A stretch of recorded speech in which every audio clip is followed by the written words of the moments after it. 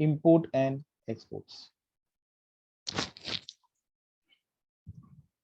Please note down this, very important, because this will help to understand how we are going to treat while charging GST. GST charge करना है, GST charge नहीं करना है, ये आपको समझ में बहुत इजीली आ जाएगा. Just requesting to write note. Sir सबसे पहले पहला column take an example, serial number है, ये सप्लायर, ये रेसिपिएंट, एंड जीएसटी चार्ज होगा या नहीं होगा. Point number 1, sir supplier India से बिलोंग करता है एंड रेसिपिएंट भी इंडिया से बिलोंग करता है. मुझे बताओ क्या ये इंपोर्ट एक्सपोर्ट है? Answer is no. हाँ, पॉसिबिलिटी है कि अगर हम लोग स्पेशल इकोनॉमिक जोन की बात करते हैं तो पॉसिबिलिटी हो सकती है. सर क्या जीएसटी लगेगा? यस, जीएसटी लगेगा, क्योंकि दोनों के दोनों इंडिया से बिलोंग करते हैं. जीएसटी अप्लाई होगा, एफसीएम फॉलो होगा. What is FCM? Forward charge mechanism. मैंने आपको बताया था जीएसटी क्या है. GST is a destination based tax. तो जो रेसिपिएंट है वो गुड्स की डिलीवरी इंडिया में ही ले रहा है, जीएसटी लगेगा, लगेगा.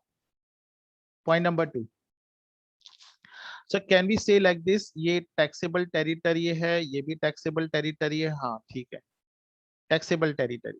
हमारे लिए सबसे most important part is recipient. Recipient goods की डिलीवरी कहाँ पे ले रहा है? इंडिया में ले रहा है या बाहर ले रहा है? इंडिया में ले रहा है तो हमेशा टैक्सेबल होगा. ठीक है सर. अभी दूसरा एग्जांपल और एक लेता हूँ. सर सप्लायर इंडिया से है, रेसिपिएंट आउटसाइड इंडिया से है. बेटा GST is a destination based tax. सारे बच्चे मुझे बताओगे सेकंड केस में क्या जीएसटी आएगा या नहीं आएगा? Taxable territory, non taxable territory, क्या जीएसटी आएगा या नहीं आएगा? चैट बॉक्स में रिप्लाई करो. नहीं आएगा. Very very good, no GST. क्यों जीएसटी क्यों नहीं है? बिकॉज जीएसटी क्यों नहीं आएगा? क्योंकि GST is a destination based tax. चाहिए तो मैं रीजन लिख रहा हूं, आप नहीं लिखोगे तो भी चलेगा. Destination, just wait, destination based tax. ठीक है. Number 3, sir number 3, sir let us assume non supplier भी नॉन टैक्सेबल टेरिटरी से है, ये टैक्सेबल टेरिटरी से. टैक्सेबल टेरिटरी मतलब सप्लायर आउटसाइड इंडिया से है, रेसिपिएंट इंडिया से है. जीएसटी लगेगा या नहीं लगेगा? जीएसटी लगेगा या नहीं लगेगा? Requesting everyone reply fast. GST लगेगा नहीं लगेगा? सर आप साफ साफ शब्दों में लिखो तो समझ में आएगा. ये आउटसाइड इंडिया से बिलोंग करता है, ये इंडिया से बिलोंग करता है. जीएसटी लगेगा नहीं लगेगा? जीएसटी एप्लीकेबल है. मुझे बताओ जीएसटी लगेगा, बट एफसीएम लगेगा, आरसीएम लगेगा? सर यहाँ पे आरसीएम लगेगा. रेसिपिएंट इज गोइंग टू पे द टैक्स, क्योंकि रेसिपिएंट इंडिया में. छोटी छोटी बातें बेटा ध्यान देना. आरसीएम विल बी एप्लीकेबल, और जीएसटी इसलिए भी लग रहा है आप चाहिए तो ये भी रीजन लिख सकते हो. GST is a destination based tax and RCM will be applicable. क्या एप्लीकेबल होगा? आरसीएम. नंबर 4, सर ये भी नॉन टैक्सेबल टेरिटरी से है, ये भी नॉन टैक्सेबल टेरिटरी से. आई मीन टू से सप्लायर भी आउटसाइड इंडिया से है और रेसिपिएंट भी आउटसाइड इंडिया से है, तो सर जीएसटी की बात ही नहीं आती. No GST. Very very simple. If anybody has any doubt in this, let me know. तो आपने देखा रहेगा कि जीएसटी वही आता है जहां पे रेसिपिएंट इंडिया में रहता है. देखो जीएसटी यहाँ पे आया, जीएसटी यहाँ पे आया. जीएसटी यहाँ पे क्यों आया, चार्ज हुआ है in first and third case? Because recipient is in India, recipient in is India. First case और सेकंड केस में डिफरेंस क्या था? फर्स्ट केस में एफसीएम अप्लाई हुआ, सेकंड केस में आरसीएम अप्लाई हुआ. बस आपको ये दिमाग में रखना है कि आरसीएम कब अप्लाई करना है, एफसीएम कब अप्लाई करना है. मैं मान के चल रहा हूँ you don't have any doubt what is FCM and what is RCM. FCM में सप्लायर जब रेसिपिएंट को गुड सप्लाई करेगा तो रेसिपिएंट से टैक्स कलेक्ट करके गवर्नमेंट को देगा, दैट इज एफसीएम. आरसीएम क्या होता है सर? आरसीएम जब रेसिपिएंट कोई गुड्स सप्लायर से परचेज करता है तो सप्लायर आइदर नेगेटिव लिस्ट में होता है, तो ऐसे केस में रेसिपिएंट क्या करता है, वो गुड जो परचेज कर रहा है वो टैक्सेबल है, तो वो ऑन बिहाफ ऑफ सप्लायर वो टैक्स, सॉरी वो अपना टैक्स डायरेक्टली किसको पे करता है? गवर्नमेंट को.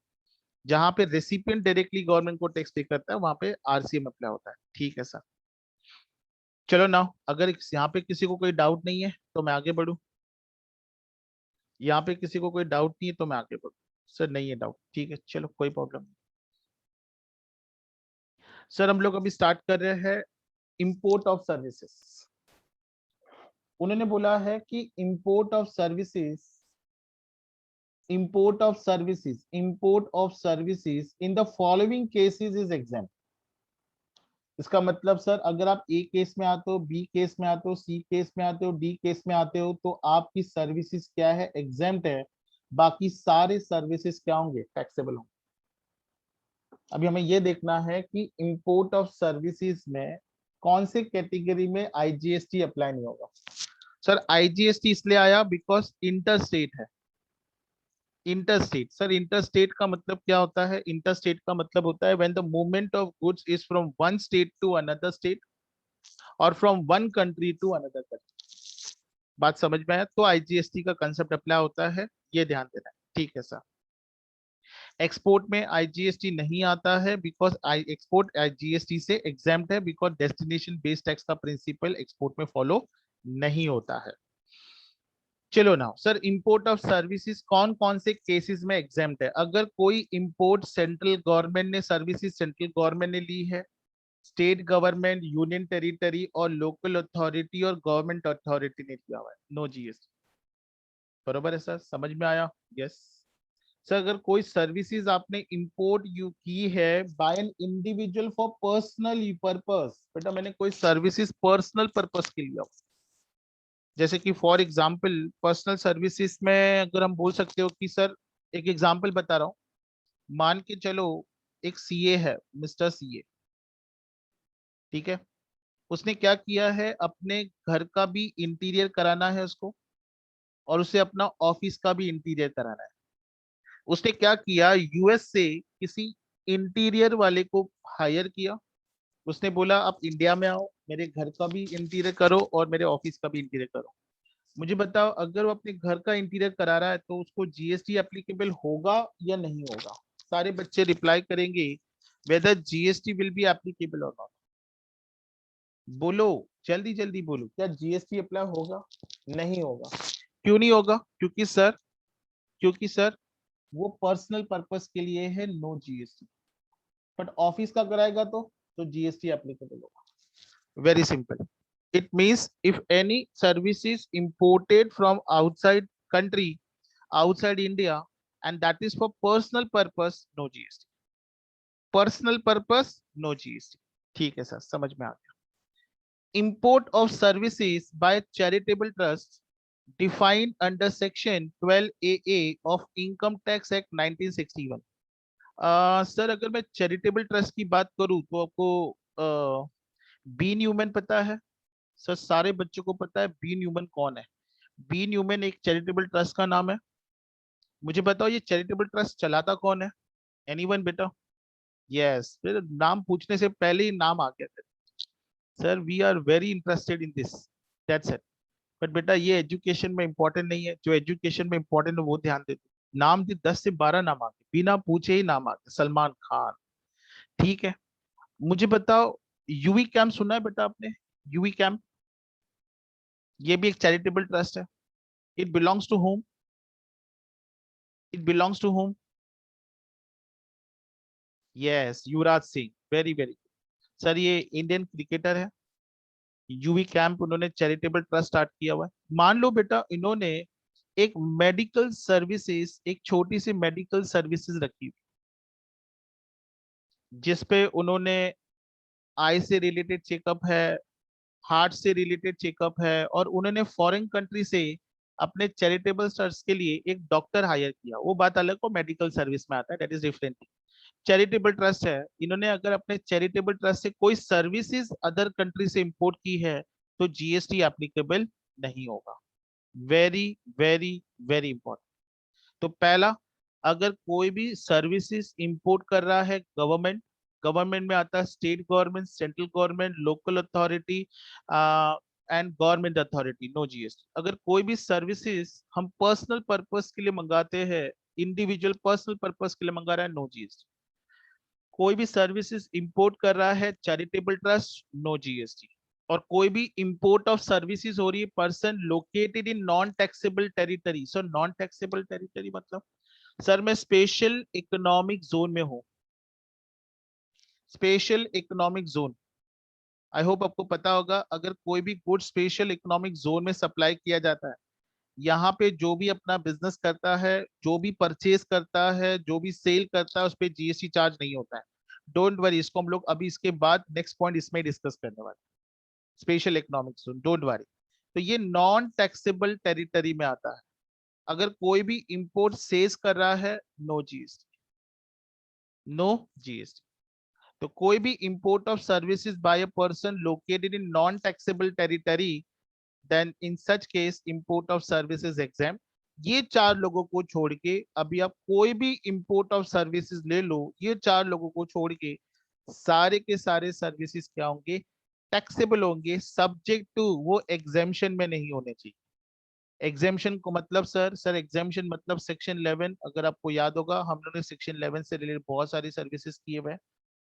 अगर वो सेक्शन 11 में कहीं पे कवर होता है तो जीएसटी चार्ज नहीं होगा, अदरवाइज सारे import services will be taxable except this four. और अगर कोई ऐसा सर्विसेज है जो एग्जामेशन में कवर होता है। If anybody want to ask any doubt in this, let me know. If no doubt तो मैं आगे बढ़ूं। सर मान लो मेरा भाई यूएस में है, इज अ चार्टर्ड अकाउंटेंट, मेरा बिजनेस है इंडिया में, मैंने उससे कोई एडवाइस ली, इनकम टैक्स से रिलेटेड एडवाइस ली, और उसने वो एडवाइस मुझे फ्री ऑफ कॉस्ट दी। मुझे बताओ क्या जीएसटी अप्लाई होगा या नहीं होगा? क्या इंपोर्ट ऑफ सर्विसेज हुआ या नहीं हुआ? सर इंपोर्ट ऑफ सर्विसेज हुआ। मुझे बताओ क्या जीएसटी चार्ज होगा? ये जीएसटी चार्ज होगा? नहीं, जीएसटी चार्ज नहीं होगा, नहीं होगा। चलो मान लो मेरा एक स्टूडेंट है, चलो आप बोलोगे सर भाई तो रिलेटिव में आ गया, काय का GST. One of my student he is there in US, I I approach him, मैंने बोला यार थोड़ा इनकम टैक्स से रिलेटेड एडवाइस कर, इसने मुझे एडवाइस की और एक भी पैसा चार्ज नहीं किया। Sir service is again free of cost है, जीएसटी लगेगा? आंसर इज नहीं लगेगा। सर ही चार्ज मी फीस, उन्होंने मुझसे फीस चार्ज, जीएसटी लगेगा नहीं लगेगा? सर लगेगा, ध्यान दे दें, जीएसटी लगेगा। क्यों लगेगा? बिकॉज आपने इंपोर्ट सर्विसेज की, सर्विसेज आपने इंपोर्ट की, यस सर सर्विस इंपोर्ट की। क्या ये चार कैटेगरी में आ रहा है? नहीं आ रहा है, तो जीएसटी अप्लाई होगा। ठीक है सर, चलिए let us start now.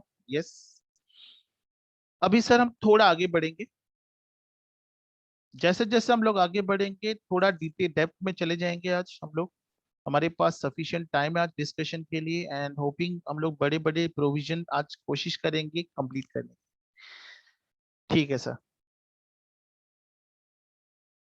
Sir हम लोग जा रहे हैं एग्जाम्पल, उसने बोला है कि exemption shall not apply to, इसका मतलब ये taxable, this is also taxable. ऐसा मैं नहीं बोल रहा, उसमें लिखा हुआ है however exemption shall not be applicable to 1 and 2, online information and database access और रिट्राइवल सर्विसेज ओएडार। बेटा ये हम लोग ने किया था, अगर आपको याद होगा सेक्शन 24 में कंपलसरी रजिस्ट्रेशन, याद है या नहीं याद है? मैंने आप लोगों को बोला था कि आप लोग कोई ऐप डाउनलोड करते हो, ये ऐप की जो ओनरशिप है वो किसी इंडियन के पास नहीं है, फॉरेन के पास है। वो आप ऐप डाउनलोड करते हो, इंडिया में यूज करते हो, जीएसटी लगेगा या नहीं लगेगा? यस सर जीएसटी लगेगा, ये ध्यान देना, जीएसटी लगेगा। सो उसने बोला है online information and database access और retrieval service received by person specified in entry A and entry B. Sir वो गवर्नमेंट की बात कर रहा है, ये पर्सनल यूज की बात कर रहा है। सर हम लोग घर पे बैठ के कोई ऐप डाउनलोड कर रहे हैं, ऐप डाउनलोड कर रहे हैं, बट ऑब्वियस पर्सनल यूज, आप लोग भी ऐप एप्लीकेशन यूज करते हो? यस सर एप्लीकेशन यूज करते हैं। In this case the service provider shall collect tax from the recipient. तो बेटा सर्विस प्रोवाइडर को, जैसा मैंने बोला था ओला, ओला उबेर, बेटा ओला इज एन इंडियन कंपनी और is a non Indian company? Ola is an Indian company, is a non Indian company? चलो जल्दी जल्दी बताएंगे। फास्ट बेटा जल्दी।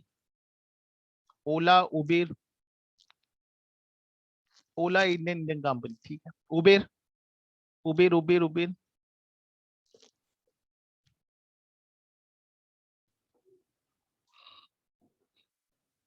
फॉरेन कंपनी, ठीक है। चलो मान लो ऐसे कोई कंपनी है जो फॉरेन कंपनी है, इंडिया में उसका प्रेजेंस नहीं है, उसका फिजिकल एग्जिस्टेंस इंडिया में नहीं, पर उसका कोई रिप्रेजेंटेटिव इंडिया में है। उसका कोई रिप्रेजेंटेटिव इंडिया में, तो रिप्रेजेंटेटिव क्या करेगा, ये जो सर्विस प्रोवाइड कर रहा है उसका रिप्रेजेंटेटिव रेसिपिएंट से टैक्स कलेक्ट करेगा और गवर्नमेंट को देगा। If the recipient is registered under GST, the tax shall be applicable by the recipient under RCM. मान के चलो अगर रेसिपिएंट रजिस्टर्ड पर्सन है तो आरसीएम लगेगा। क्या लगेगा, आरसीएम अप्लाई होगा। ये ध्यान देना। तो पॉइंट नंबर 1 मैं मान के चल रहा हूँ, कोई प्रॉब्लम नहीं है। एक छोटा सा एग्जांपल दिया है, मैं फिर से रिपीट कर रहा हूँ। अगर कोई फॉरेन कंपनी है जिसका फिजिकल एक्सिस्टेंस इंडिया में नहीं है, बट सर वो पैसे इंडिया से कमा रहा है बाय गिविंग देम सर्विसेज, तो उसका कोई रिप्रेजेंटेटिव अगर इंडिया में है तो वो रिप्रेजेंटेटिव रेसिपिएंट से टैक्स कलेक्ट करेगा और गवर्नमेंट को पे करेगा। अगर रेसिपिएंट रजिस्टर्ड पर्सन है तो वो रजिस्टर्ड पर्सन क्या करेगा, डायरेक्टली गवर्नमेंट को टैक्स पे करेगा अंडर आरसीएम। आरसीएम मतलब यहाँ पे सर्विस रिसीवर टैक्स पे कर रहा है। उन्होंने एक एग्जाम्पल लिया हुआ है, एग्जाम्पल 193। एग्जाम्पल 993 में बोला है mister Johar located in taxable territory. Johar कहाँ पे है, इंडिया में है। टैक्सेबल टेरिटरी बोले तो अगर मैं जीएसटी पढ़ा था तो इंडिया से बिलोंग करता है, इंडिया से, तो इंडिया में रहता है। And receive taxable services provided from non taxable territory UK, तो सर वो यूके से कोई सर्विस ले रहा है। Examine whether mister Johar is liable for GST, answer is yes, RCM लगेगा। ये क्वेश्चन में कहीं नहीं बोला है कि जो नॉन टैक्सेबल टेरिटरी का जो पर्सन है, सप्लायर है, उसका कोई रिप्रेजेंटेटिव इंडिया में अवेलेबल है। क्वेश्चन पढ़ने से कहीं पे भी नहीं दिया हुआ है, तो इसमें लिखा हुआ है यस, सर्विस लगेगा। Mister Johar is liable to pay GST under reverse charge because if service have been taken for personal use then it will be exempt from GST. पहले सबसे पहले आपको ये देखना है क्या मिस्टर जोहर ने वो सर्विसेज बिजनेस के लिए ली या पर्सनल यूज के लिए। पर्सनल यूज एग्जाम, क्योंकि बी में दिया हुआ है पर्सनल यूज एग्जाम। और अगर पर्सनल यूज के लिए नहीं लिया हुआ है तो उसके ऊपर क्या लगेगा, जीएसटी लगेगा, RCM will be applicable. Is it okay? दूसरी बात, दूसरी services by way of transportation of goods bye vessel from place outside India up to the custom station of clearance in India received by person specified in this entry. In this case, RCM is applicable and importer local India has to pay GST. Sir US से goods मंगाया उसने, sir services की बात कर रहा है, वो GST की बात नहीं कर रहा है। कोई भी सर्विसेज अगर नॉन टैक्सेबल टेरिटरी से लेकर कस्टम स्टेशन तक दिया, बेटा कस्टम स्टेशन बोलेंगे तो एयरपोर्ट भी आता है, एयरपोर्ट आता है, पोर्ट आता है in case of water transport, जिसको हम डॉक भी बोलते हैं, पोर्ट भी बोलते हैं। अगर पोर्ट तक सर्विसेज दिया है तो जो इंपोर्टर है उसके ऊपर आरसीएम अप्लाई होगा। क्या अप्लाई होगा, आरसीएम। ठीक है, मैं यहाँ की इसकी बात हम बाद में डिस्कस करेंगे। पहले मुझे ये आईजीएसटी इज एग्जेम्प्टेड, ये कौन सा है, import of service from foreign diplomatics. ना व्हाट इज डिप्लोमेटिक मिशंस क्या है, काउंसिलर क्या है, बेटा ये हम लोग डिस्कस आज ही करेंगे। बट सबसे पहले मुझे आप लोगों को एक नया सर्विसेज कराना पड़ेगा रिलेटेड टू फॉरेन डिप्लोमेट्स, जिसमें एम्बेसी क्या होता है, हाई कमीशन क्या होता है, कॉन्सुलेट क्या होता है, ये आपको पता रहेगा ना तो ये समझने का आपके लिए ज्यादा डिफिकल्टी नहीं जाएगा। तो सर हमने आज एक बात सीखी, अगर कोई सर्विसेज हम इंपोर्ट कर रहे हैं, सबसे पहले क्या दोनों के दोनों इंडिया में है तो एफसीएम अप्लाई होगा, जीएसटी कौन पे करेगा, सप्लायर। ठीक है, सप्लायर इंडिया में है बट रेसिपिएंट आउटसाइड इंडिया में है, सर ये एक्सपोर्ट हो गया, नो जीएसटी। ठीक है, सप्लायर नॉन इंडियन है बट इंडिया में सब इंपोर्टर है, इंडिया में इंपोर्टर है तो आरसीएम अप्लाई होगा, जीएसटी चार्ज होगा। दोनों के दोनों इंडिया के बाहर है, नो जीएसटी। समझ में आ गया? फिर हमने देखा कि अगर आप इंपोर्ट कर रहे हो सर्विसेज और आप 4 कैटेगरी में इन्वॉल्व हो, कि आप गवर्नमेंट के पर्सन हो, क्या आप पर्सनल यूज के लिए इंपोर्ट कर रहे हो, क्या आप चैरिटेबल ट्रस्ट हो, या क्या आप नॉन टैक्सेबल टेरिटरी में आते हो जो आप इंपोर्ट सर्विस कर रहे हो। अगर आप चारों कैटेगरी में से किसी एक में भी आते हो तो जीएसटी नहीं लगेगा, बाकी सारे केसेस में जीएसटी अप्लाई होगा। ये ध्यान देना है। ठीक है, if anybody want to ask any question related to this please let me know. Most welcome, no doubt तो मैं आगे बढ़ू, if you don't have any doubt तो मैं आगे बढ़ू। Services provided to special economic zone, चलो मैं सबसे पहले एक बार फिर से चांस दे रहा हूँ, किसी को कोई डाउट पूछना है, नहीं पूछना है चैट बॉक्स में लिखो, no doubt no doubt no doubt, तो हम लोग आगे बढ़ेंगे। बेटा फॉर्मेलिटीज के लिए मैं पूछ रहा हूँ बस, नथिंग एल्स। वैसे मुझे पता है आप लोगों को सारी बातें समझ में आती है जो भी मैं पढ़ाता हूँ। आई डोंट नो व्हाई। नहीं सर, फैक्ट है, कोई क्वेश्चन भी नहीं आता है। ठीक है, चलो ना, let us go at with the next part. Yes sir. Sir special economic zone क्या होता है? बेटा आप लोगों ने स्पेशल इकोनॉमिक जोन के बारे में इकोनॉमिक्स में पढ़ा होगा। आई am not too much good in economics, पर थोड़ा थोड़ा जान लेता हूँ इकोनॉमिक्स, इतना ज्यादा प्रॉब्लम तो नहीं होता है। ठीक है, ये मैंने थोड़ा कोशिश किया इंडिया का मैप बनाने का, पूरा तो नहीं बनाया। अ, हमारे इंडिया में स्पेशल इकोनॉमिक जोन्स है। हमारे इंडिया में स्पेशल इकोनॉमिक जोन है, जहां तक मैं कोशिश करता हूँ रिमेम्बर करने की। एक सूरत में है, कांडला में है,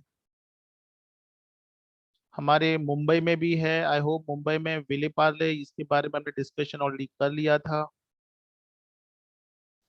विलेपार्ले में है। और एक, if I am not wrong, Visakhapatnam में है, पौंडीचेरी में है, पुडुचेरी, पौंडीचेरी, जो भी आप बोलो बेटा, इट्स ऑल अबाउट प्रोनाउंसिएशन। उसके बाद मालदा में है, नोएडा में है। ठीक है, यहाँ पे क्या है, स्पेशल इकोनॉमिक जोन्स है। मेरे को सारे तो नहीं याद है, पर जितने याद है मैंने कोशिश की नोट डाउन करने की। ये क्या है sir? These are special economic zone. Government क्या करता है, गवर्नमेंट इंडस्ट्रीज को ना ये स्पेशल इकोनॉमिक जोन में इनवाइट करता है। गवर्नमेंट बोलता है कि आप स्पेशल इकोनॉमिक जोन में आओ, हम आपको क्या करेंगे, हम आपको सब्सिडीज देंगे, हम आपको टैक्स फ्री हॉलीडे देंगे। आप हमारे स्पेशल इकोनॉमिक जोन में आते हो, लैंड हम आपको कंसेशनल बेसिस पे देंगे, कंसेशनल बेसिस पे देंगे। नंबर वन, यहाँ पे आप जो प्रोडक्शन परचेज करोगे उसके ऊपर हम लोग कोई टैक्स नहीं चार्ज करेंगे। यहाँ पे जो आप सेल करोगे उसके ऊपर कोई टैक्स चार्ज नहीं करेंगे। यहाँ पे जो भी प्रॉफिट आप कमाओगे उसके ऊपर कोई इनकम टैक्स चार्ज नहीं होगा, कोई इनकम टैक्स चार्ज नहीं होगा। यहाँ पे जो भी इंफ्रास्ट्रक्चर आप यूज करोगे सारे के सारे आपको कंसेशनल बेसिस पे दिए जाएंगे। मतलब this all benefits are given to the industries. But सारे बेनिफिट देने के बाद, देने के लिए गवर्नमेंट एक कंडीशन रखता है।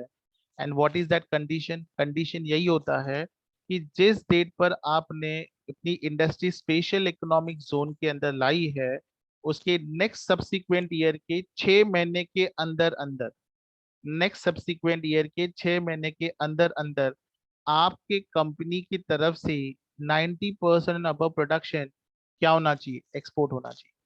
और आप लोग हमें फॉरेन करेंसी अर्न करने में हेल्प करो, फॉरेन करेंसी अर्न करके दोगे। आप जितना ज्यादा फॉरेन करेंसी अर्न करोगे, आपके एक्सपोर्ट से हमारे इंडिया का फायदा होगा, आपका फायदा होगा, सबका फायदा होगा। कंडीशन सिर्फ एक ही है, आप हमें क्या हेल्प करोगे सर? आप हमें फॉरेन करेंसी अर्न करने में हेल्प करोगे। ठीक है सर, ये समझ में आ। तो अगर आप ये सारी कंडीशन, अगर आपको पक्की है, आपको लगता है आप कंडीशन फुलफिल कर सकते हो, you are most welcome in the special economic zones. ठीक है, you are most welcome in special economic zones. ठीक है सर, ये समझ में आ गया।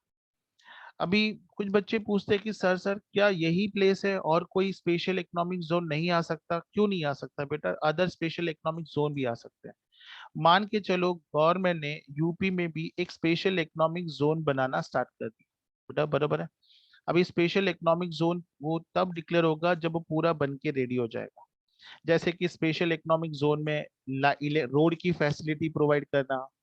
कौन सी रोड की फैसिलिटी प्रोवाइड करना? टेलीफोन की फैसिलिटीज प्रोवाइड करना, उसके बाद इंटरनेट की फैसिलिटी प्रोवाइड करना, इलेक्ट्रिसिटी की फैसिलिटी प्रोवाइड करना, और ऐसे इंडस्ट्रीज जो एयरपोर्ट से कनेक्टेड हो, ये सारी फैसिलिटीज प्रोवाइड करने का, जो प्रोवाइड करने की जो जवाबदारी होती है, गवर्नमेंट किसी ऑर्गेनाइजेशन पे देती। गवर्नमेंट बोलती है देखिए ऑर्गेनाइजेशन को कि हमें एक स्पेशल इकोनॉमिक जोन बनाना है, जिसमें हमें सारे के सारे इंफ्रास्ट्रक्चर हम इंडस्ट्रीज को दे सके, इंडस्ट्रीज को प्रोवाइड कर सके कंसेशनल बेसिस पे। तो वो प्रोवाइड तब किए जाएंगे जब उसको डेवलप किए जाएंगे। तो वो कोई भी ऑर्गेनाइजेशन जब कोई स्पेशल इकोनॉमिक जोन को डेवलप करता है, उसे हम लोग स्पेशल इकोनॉमिक जोन डेवलपर करके बोलते हैं। तो ये जो डेवलपर होता है वो स्पेशल इकोनॉमिक जोन को डेवलप करता है। इसका मतलब क्या सर, ये ऑर्गेनाइजेशन ऐसे स्पेशल इकोनॉमिक जोन को सर्विसेज नहीं देता है जो ऑलरेडी डेवलप्ड हुई है? क्यों नहीं देता है? देता है ना। वो सर्विसेज भी देता है उन स्पेशल इकोनॉमिक जोन को जो ऑलरेडी डेवलप हो चुकी है। और एट द सेम टाइम वो स्पेशल इकोनॉमिक जोन जो नए नए हैं डेवलप करने में, उसमें जो जो इंफ्रास्ट्रक्चर लगते हैं इंडस्ट्रीज को, वो सारे फैसिलिटीज वो प्रोवाइड करने के लिए काम करता है। ऐसे डेवलपर्स को हम लोग बोलते हैं स्पेशल इकोनॉमिक जोन डेवलपर्स। ठीक है। तो अभी जब मैं ये पढ़ाऊंगा तो आप देखोगे कि इसमें आप लोगों को दो कॉन्सेप्ट होंगे, एक तो स्पेशल इकोनॉमिक जोन और दूसरा स्पेशल इकोनॉमिक डेवलपर्स करके होगा। ठीक है। अभी यहाँ पे स्पेशल इकोनॉमिक डेवलपर्स क्या करेगा? बेटा special economic developer special economic zone को डेवलप कर रहा है, बरोबर है। तो ये जो डेवलपर कुछ भी परचेस करेगा उसके ऊपर कोई जीएसटी चार्ज नहीं होगा। जो ये कोई भी सेल करेगा उसके ऊपर कोई भी जीएसटी चार्ज नहीं होगा। तो इसको ये सारे बेनिफिट मिलेंगे जो गवर्नमेंट किसी एक यूनिट को देता है। ये भी ध्यान देना, कोई भी प्रॉफिट अर्न करेगा उसके ऊपर कोई इनकम टैक्स नहीं लगेगा। तो सारे बेनिफिट भी इसको भी मिलेंगे जो बेनिफिट एक इंडस्ट्रीज को मिलता है। तो developer is different and unit is different. Unit मतलब इंडस्ट्री अपने आप को उस जगह पर एस्टैब्लिश कर रही है, और वो एस्टैब्लिश इसलिए कर रही है बिकॉज वहां पे इंफ्रास्ट्रक्चर है। अभी वो इंफ्रास्ट्रक्चर लाने का काम कौन करता है? Special economic developer. So this developer what they do is they develop that particular special economic zone, and they also give services to special those economic zone special economic zone which is already exist। ठीक है, ये ध्यान दें। तो sir एक बात है, special economic zone में जो भी इंडस्ट्रीज होती है, जो भी वो परचेज करता है सेल करता है, उस पर जीएसटी अप्लाई नहीं होता है। जीएसटी अप्लाई एप्लीकेबल नहीं होता है। ये ध्यान दो। जैसे कि फॉर एग्जाम्पल अंधेरी में कोई पर्सन है, उसने गुड सप्लाई किया किसको? सर उसने गुड सप्लाई किया वो इंडस्ट्रीज को जो मुंबई में है। ठीक है। तो बेटा अंधेरी वाला जब उसको सप्लाई करेगा तो उससे वो जीएसटी कलेक्ट नहीं करेगा। ये ध्यान देना है। बात समझा या नहीं समझा? क्यों नहीं कलेक्ट करेगा? बिकॉज गुड सप्लाई जो यूनिट स्पेशल इकोनॉमिक जोन के अंदर आती है, ना वो जीएसटी पे करेगी ना वो जीएसटी कलेक्ट करेगी।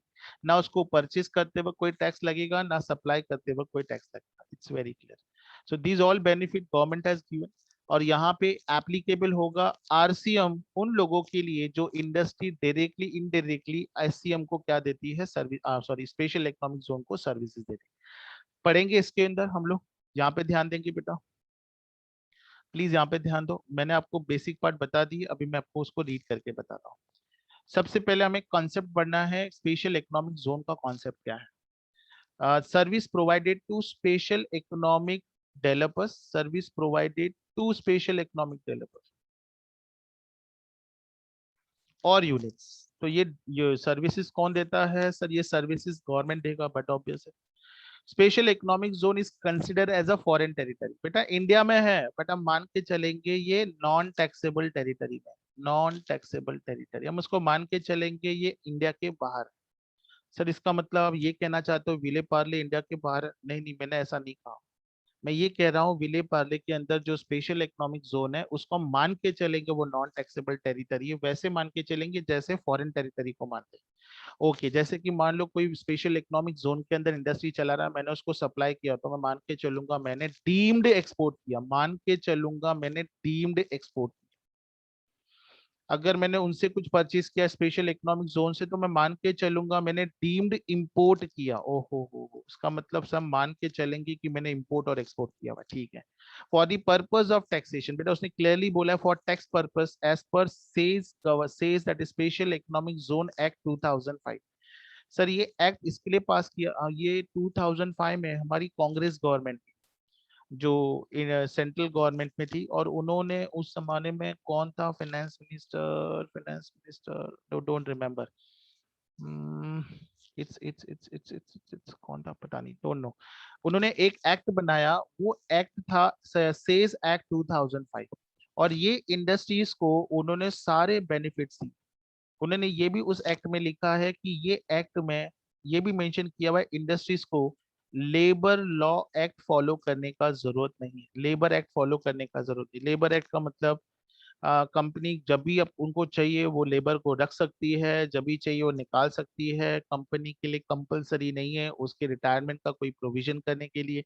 मतलब जो भी ऑब्लिगेशन जो एक कंपनी को होता है, एक कॉर्पोरेट बॉडीज को होता है, वो सारे के सारे ऑब्लिगेशन से से स्पेशल इकोनॉमिक जोन एक्ट 2005 उस इंडस्ट्रीज को फ्री कर देता है जो इंडस्ट्री स्पेशल इकोनॉमिक जोन में अपने आप को एस्टैब्लिश करता है। ठीक है सर, एक बात तो हमें समझ में आ गई। ठीक है सर, आगे बढ़ेंगे। It is a special area considered as area beyond territory of India.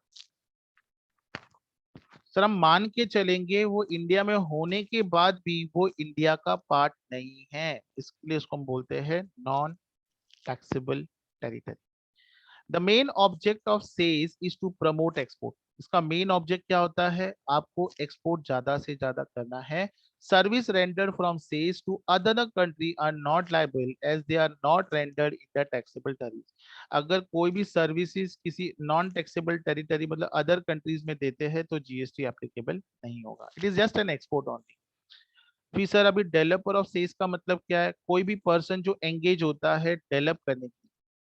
Develop मतलब जैसे मैंने बोला, अगर कोई स्पेशल इकोनॉमिक जोन यूपी में लेके आना है तो गवर्नमेंट क्या करेगा? किसी ऑर्गेनाइजेशन को पकड़ेगा, उसको बोलेगा रोड बनाओ, इलेक्ट्रिसिटी कनेक्शन दो, वाटर कनेक्शन दो, टेलीफोन कनेक्शन दो, और ऐसे इंडस्ट्रीज के लिए एयरपोर्ट जो इजीली एक्सेस हो, ये सारे डेवलपमेंट क्या करो? प्रोवाइड करो। तो जो पर्सन ये सारे डेवलपमेंट करता है उसको हम लोग बोलते हैं डेवलपर ऑफ सीज। सो ऐसा पर्सन जो एंगेज होता है डेवलपमेंट के लिए, ऑपरेशन के लिए। ऑपरेशन मतलब जो already special economic zone exist है उसको एग्जिस्टेंस में जो सर्विसेज देता है उसको हम लोग बोलते हैं ऑपरेशन। या मेंटेनेंस ऑफ सेज है, include any person is authorised by the developer for such person. And यहाँ पे सर्विस रिसीवर कौन है? Service receiver developer of says है, यूनिट लोकेटेड इन सेज है। गवर्नमेंट जिस इंडस्ट्रीज को बोलता है आओ आप अपनी इंडस्ट्री यहाँ पे एस्टेब्लिश करो, तो जो इंडस्ट्री एस्टेब्लिश हो जाती है उसको हम लोग बोलते हैं यूनिट लोकेटेड इन सेज। और गवर्नमेंट डेवलपर से भी सर्विस लेता है। गवर्नमेंट बोलता है आप आओ, डेवलपर को बोलता है आप आओ हमारे सेज को जितना हो सके उतना सर्विसेज दो। तो they are called as a. अब ये लोग क्या करते हैं? जो अपना बिजनेस सर्विसेज सप्लाई करने का बेटा, दे आर सप्लायर। ध्यान देना, ये नॉर्मली क्या करता है? डेवलप करता है। और ये at the same time special economic zone के सारे बेनिफिट लेता है, इसलिए हम उसको रिसीवर करते हैं। एग्जामिशन क्या है? If service received are exclusively use for sales operation fully exam.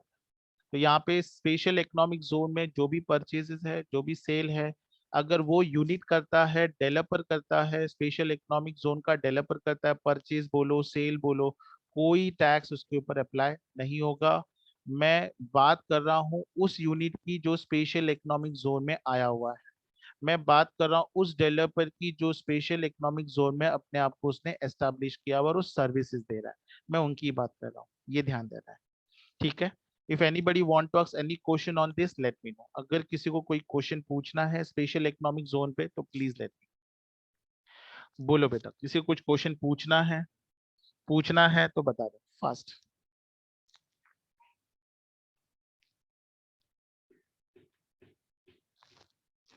Anybody want to ask anything? जल्दी जल्दी।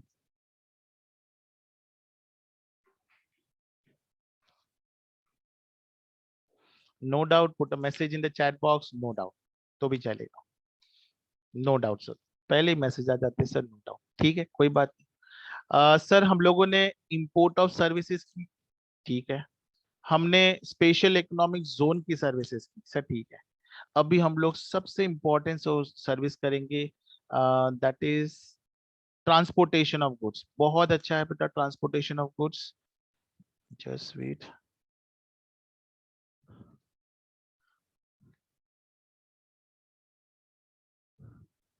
Transportation of goods, just 158। हाँ आ गया सर। हमने ट्रांसपोर्टेशन ऑफ पैसेंजर किया था, now we will be discussing with transportation of goods. चलो एक question आया है, just wait let me check the chat box. Sir organisation होगा और वो सिर्फ सेल्स को देगा फैसिलिटी तो भी एग्जेम्प्ट होगा। सर ऑर्गेनाइजेशन होगा वो सिर्फ सेल्स को ही देगा फैसिलिटी तो भी एग्जेम्प्ट होगा। बाकी किसी को देगा विदाउट सेल्स नहीं, नहीं फिर टैक्सेबल जीएसटी लगेगा। Yes yes yes. मान लो एक सप्लायर है, he supplying goods to home, he supplying goods to unit which is there in the sales, no GST, वो सामने वाले सेल्स से जीएसटी चार्ज नहीं करेगा, पॉइंट नंबर 1। बट अगर वही अंधेरी वाला पर्सन घाट कोपर वाले को गुड्स बेचेगा, कल्याण वाले को गुड्स सप्लाई करेगा, जीएसटी चार्ज करेगा।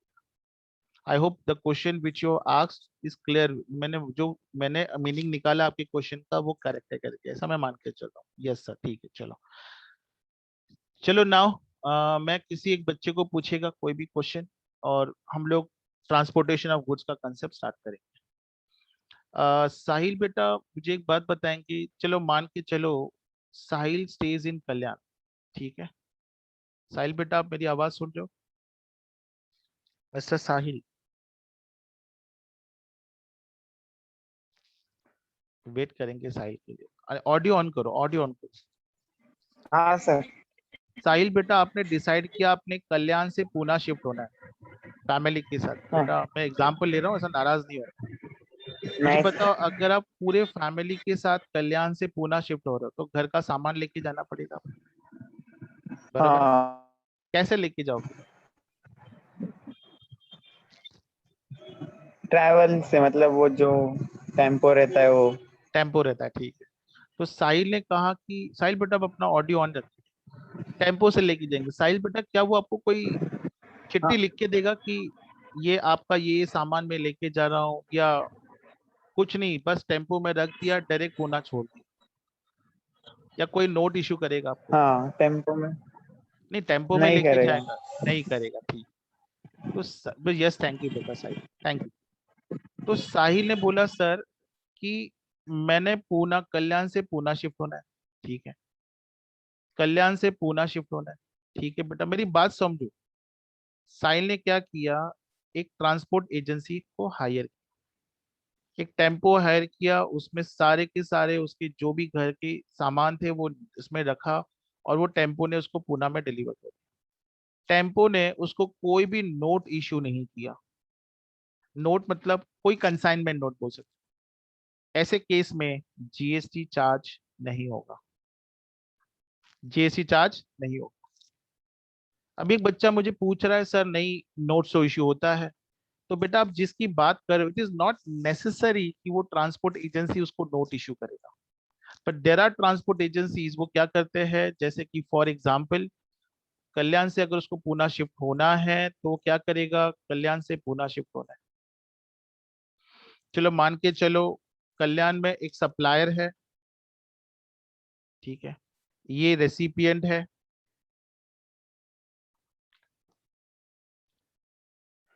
सर अर्बन क्लैप वगैरह रहेगा तो जीएसटी चार्ज होगा। साहिल बेटा can you repeat your question by putting your audio on?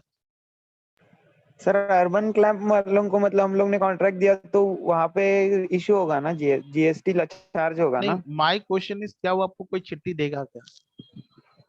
आपने बोला नहीं देगा तो नो जीएसटी। आता हूँ मैं उसके ऊपर भी अच्छा आता ठीक। हूँ, डोंट वरी। अभी ओके। सर कल्याण वाले ने पूना वाले को गुड्स सप्लाई किया, मैं गुड्स की बात कर रहा हूँ, गुड्स की, गुड्स सप्लाई की, और कल्याण वाले ने बोला पुणे वाले को कि मैं आपको डिलीवरी दे दूंगा। मुझे बताओ अभी कल्याण वाला क्या करेगा? अभी जरूरी नहीं कि कल्याण वाला डिलीवरी लेगा, ये खुद पूना वाला भी ले सकता है, वो ट्रांसपोर्ट हायर करेगा। क्या करेगा? ट्रांसपोर्ट हायर करेगा। देखो दो पॉसिबिलिटीज बता रहा हूं मैं आपको इसमें। कल्याण वाले ने पूना वाले को गुड सप्लाई किया, गुड सेल किया, आउटवर्ड सप्लाई किया, बट अभी भी गुड्स कहाँ पे है? कल्याण वाले के पास है। अभी उसको गुड्स को ट्रांसफर करना है फ्रॉम कल्याण टू पूना।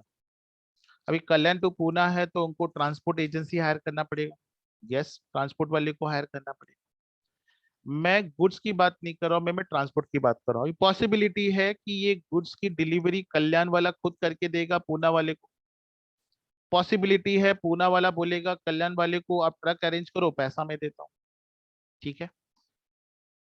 अभी हम बात कर रहे हैं सर्विसेज की, बेटा मैं बात कर रहा हूँ ट्रांसपोर्टेशन ऑफ गुड्स।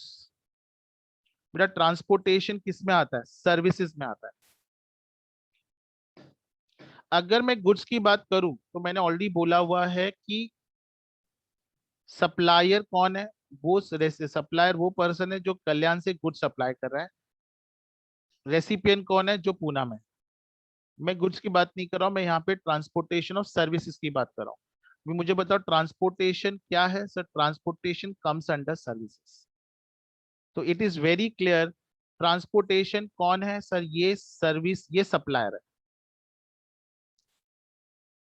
इसने क्या किया? कल्याण से गुड्स रिसीव किया और पूना में ड्रॉप किया। Try to understand who is a supplier? This transport agency. This transport agency is a supplier. बराबर है? यस। ये ट्रांसपोर्ट एजेंसी क्या करेगा पता है? एक कंसाइनमेंट नोट बनाएगा। एक नोट बनाएगा, वहां पे लिखेगा कि कंपनी का नाम क्या है, कंसाइनर कौन है, कंसाइनर का नाम क्या है, कंसाइनी का नाम क्या है, ठीक है, कितने कौन से गुड्स लेके जा रहा है, उसकी वैल्यू क्या है, उसकी वैल्यू क्या है, ट्रक ड्राइवर का नाम क्या है, ड्राइवर का नाम, ट्रक ड्राइवर का नाम क्या है। मैं ई वे बिल की बात ही नहीं कर रहा हूँ नालायक को, 2 मिनट बहुत आगे जा रहे हो आप लोग। Let me complete. ड्राइवर का नाम, उसका फोन नंबर, तीनों का फोन नंबर लेगा। ये एक ऐसा नोट बना के गुड्स कहाँ से लेके जाएगा और कहाँ पे डिलीवर करेगा, ये ट्रांसपोर्ट एजेंसी ये नोट इश्यू करेगा। इसको हम लोग बोलते हैं consignment note. We called it as a consignment.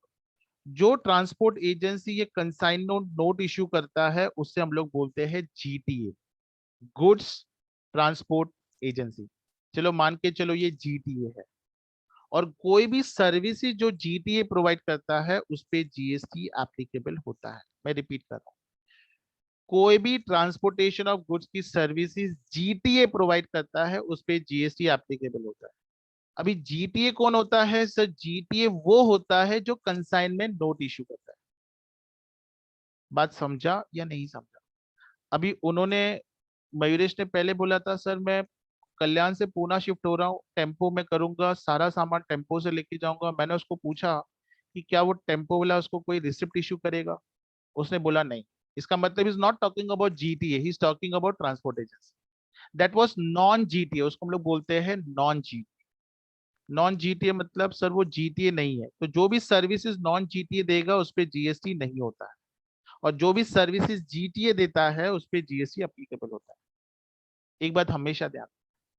अब ये मत पूछना दोनों में डिफरेंस क्या है, दोनों में बहुत डिफरेंस है, बहुत डिफरेंस है।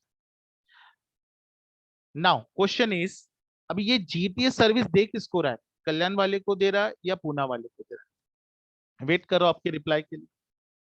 क्या ये सर्विसेज कल्याण वाले को दे रहा है, या क्या ये सर्विसेज कल्याण वाले को दे रहा है या पूना वाले को दे रहा है? सारे बच्चे रिप्लाई करेंगे किसको दे रहा है? कल्याण वाले को दे रहा है, ठीक है। पूना वाले को दे रहा है। मुझे लगता है दोनों बच्चों को साथ में खड़ा करेंगे और बोलेंगे मारो एक दूसरे को, जो जीतेगा वो सर्विस दे रहा है। एक बच्चे ने बोला सर बोथ, दोनों को सर्विसेज दे रहा है। कैसे पता चला दोनों को सर्विसेज दे रहा है? कोई लॉजिकल रीजन मुझे बताएगा बेटा ये कल्याण वाले को सर्विस दे रहा है, पूना वाले को सर्विस दे रहा है?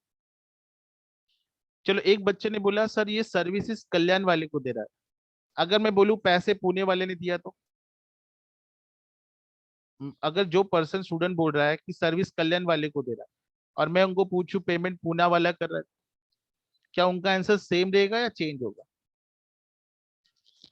वो भी नहीं बताएंगे सर। बोलो जल्दी, फास्ट।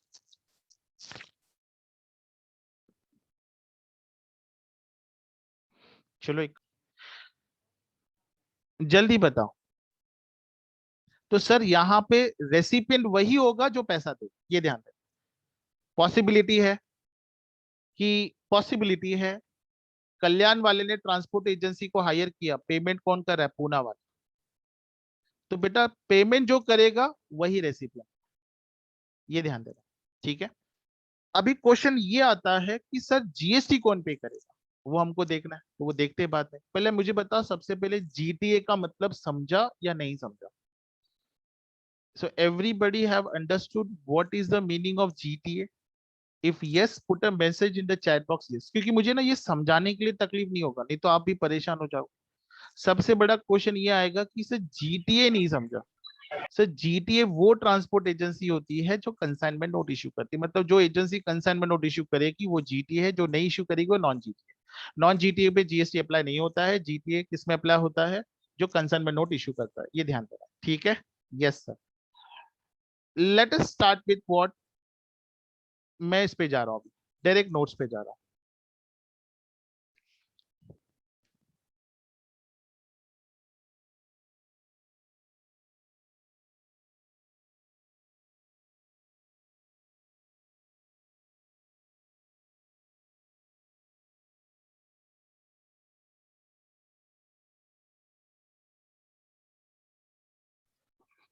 ठीक है सर, अभी देखो क्वेश्चन अच्छे से समझो। उसने बोला है entry number 18, transportation of goods, Kalyan से पूना जा रहा है by mean of road transport, बरोबर है। कल्याण से पूना फ्लाइट में तो नहीं जाएगा, कल्याण से पूना रोड ट्रांसपोर्ट भी, वाटर ट्रांसपोर्ट भी नहीं, ठीक है, रोड से जा रहा है। रोड मतलब he is talking about road transport, except अगर कोई भी ट्रांसपोर्टेशन ऑफ गुड्स रोड से जा रहा है मगर वो सर्विसेज जीटीए की नहीं होनी चाहिए, वो सर्विसेज कुरियर एजेंसी की नहीं होनी चाहिए, तो एग्जाम्प्ट है। अगर वो सर्विसेज आपको जीटीए दे रहा है जीएसटी लगेगा, अगर वो आपको कुरियर एजेंसी दे रहा है जीएसटी लगेगा। ओहो हो, क्योंकि सर कुरियर वाला भी आपको एक नोट बना के देता है, अगर आपको याद होगा, जब आप कभी कुरियर करने जाते हो तो आपको एक नोट देता है, वो रिसिप्ट देता है, उसमें उस कंपनी का नाम लिखा रहता है, ट्रांसपोर्ट कंपनी का, आपका नाम लिखा रहता है, आपका कॉन्टेक्ट नंबर लिखा रहता है, आपका कुरियर क्या है, बुक्स है, इनकम टाइप जीएसटी की बुक्स है, ओके आप जीएसटी की बुक्स डिलीवर कर रहे हो, किसको कर रहे हो उसका नाम लिखा रहता है, कहाँ पे रहता है वो भी लिखा रहता है, वेदर सारे के सारे डिटेल्स लिखे होते हैं नहीं लिखे होते, लिखे होते हैं। इसका मतलब ट्रांसपोर्टेशन ऑफ गुड्स एग्जेम्प्ट है, वो टैक्सेबल तब है जब वो जीटी के थ्रू जा रहा है, जब वो कुरियर एजेंसी के थ्रू जा रहा है। Anybody having any doubt that? तो सर हमने एक बात समझ ली, अगर आप कोई भी ट्रांसपोर्टेशन ऑफ गुड्स जीटीए के थ्रू करते हो जीएसटी लगेगा। आप कोई भी ट्रांसपोर्टेशन ऑफ गुड्स कुरियर के थ्रू कर रहे हो, बेटा कुरियर के थ्रू भी तो होता है ना, मैंने आपको गुड्स भेजी, आपने बोला सर हमें जीएसटी का बुक चाहिए, मैंने आपको कुरियर कर दी, बराबर है, जीएसटी लगेगा, यस सर लगेगा। तो जीएसटी सिर्फ दो जगह पर लगेगा, एक जीटी और एक कुरियर एजेंसी, बाकी सारी चीजों पे जीएसटी क्या है, एग्जाम्प्ट है। ठीक है सर, तो सर हमने एक बात समझा, GT transportation of goods by road exempt, सिर्फ वो जीटीए का नहीं होना चाहिए, वो कुरियर एजेंसी का नहीं होना चाहिए। इनलैंड वाटर भी, oh sir transportation of goods by inland water, sir now what do you mean by inland water? Sir water transport, जिसमें हम लोग बोल सकते हैं if I am not wrong, rivers, canals, right, sea, जिसमें इसका use होता है, तो क्या है बेटा ये, एग्जाम्प्ट है। तो transportation of goods by road, transportation of goods bye inland waterway, no GST. Anybody want to ask anything? Let me know. If anybody want to ask anything, let me know. मैं 2 से 3 बार पूछा, किसको कुछ पूछना है तो पूछो। आपको चाहिए तो इनलैंड वाटर में लिखो, रिवर आता है, कैनाल आता है, सी आता है। अगर इनके थ्रू अगर ट्रांसपोर्टेशन ऑफ गुड्स होता है तो नो जीएसटी। ठीक है, आगे बढ़ रहे हैं। एंट्री नंबर 19 में बाद में कराता हूँ, पहले मैं आगे आ जाता हूँ, 19 बाद में कराता हूँ। सर एंट्री नंबर 18 में अगर आपने देखा होगा, he was talking about goods, road road road road road, बस रोड एंड वाटर वे। तो एंट्री नंबर 18 में उसने रोड प्लस वाटर ट्रांसपोर्ट दोनों कवर किए। जब हम एंट्री नंबर 20 में जाते हैं तो एंट्री नंबर 20 में आप देखोगे वो रेलवे की बात कर रहा है, अगेन वेसल की बात कर रहा है, वही वेसल मतलब ship, boat, transportation, services of transportation by railway और vessel from one place in India to another of the following goods. अगर आप इंडिया से एक जगह से दूसरे जगह जा रहे हो, वो दोनों जगह इंडिया में आते हैं, और वो ट्रांसपोर्टेशन आप इधर आप रेल से करते हो, इधर आप वेसल से करते हो, तो ऐसे केस में क्या होगा, जीएसटी अप्लाई नहीं होगा अगर आप इस कैटेगरी में आते हो तो। अभी बेटा इसने ये भी बोला है कि सर ये ट्रांसपोर्टेशन गुड्स है, पर ये ट्रांसपोर्टेशन जीटीए ऐसा नहीं बोला उसने, ध्यान देना, तो ये जीटीए नहीं है, ध्यान देना, ये non GTA. Sir transportation of goods bye rail हो रहा है, यस, बाय वेसल हो रहा है, बरोबर है, एक जगह से दूसरी जगह जा रहा है, यस। तो ये सारे के सारे क्या है, एग्जाम्प्ट है अगर वो A B C D E F G में आता है। जैसे कि relief material mean for victims of natural और मैन मेड, बेटा नॉर्मली आपने देखा रहेगा since last 3 to 4 days there are huge rainfall, तो पूरे मुंबई में पानी पानी पानी पानी हो गया। तो ऐसे भी जगह था जहाँ पे प्लेटफॉर्म्स पूरे ढक जाया करते, ऐसे भी जगह है जहाँ पे गांव में पानी आता है। ये सुनो, तो अभी क्या करेंगे हम, रेलवे के थ्रू या शिप के थ्रू, उनके थ्रू क्या करेंगे, रिलीफ मटेरियल प्रोवाइड करेंगे, जैसे मेडिसिन है, फूड्स है, फूड आइटम्स है। देंगे नहीं देंगे? देंगे। तो रिलीफ मटेरियल अगर आप विक्टिम तक पहुंचा रहे हो, वो विक्टिम जो हार्म हुए हैं बिकॉज ऑफ नेचुरल और मैनमेड प्रॉब्लम के वजह से, it can be comes under disaster, calamities और एक्सीडेंट और मिसहैप। जैसे एक्सीडेंट और मिसहैप बोल सकते हो, ट्रेन एक्सीडेंट में हुआ है, ठीक है, तो यहाँ पे जीएसटी लगेगा सर? जो जीएसटी नहीं लगेगा।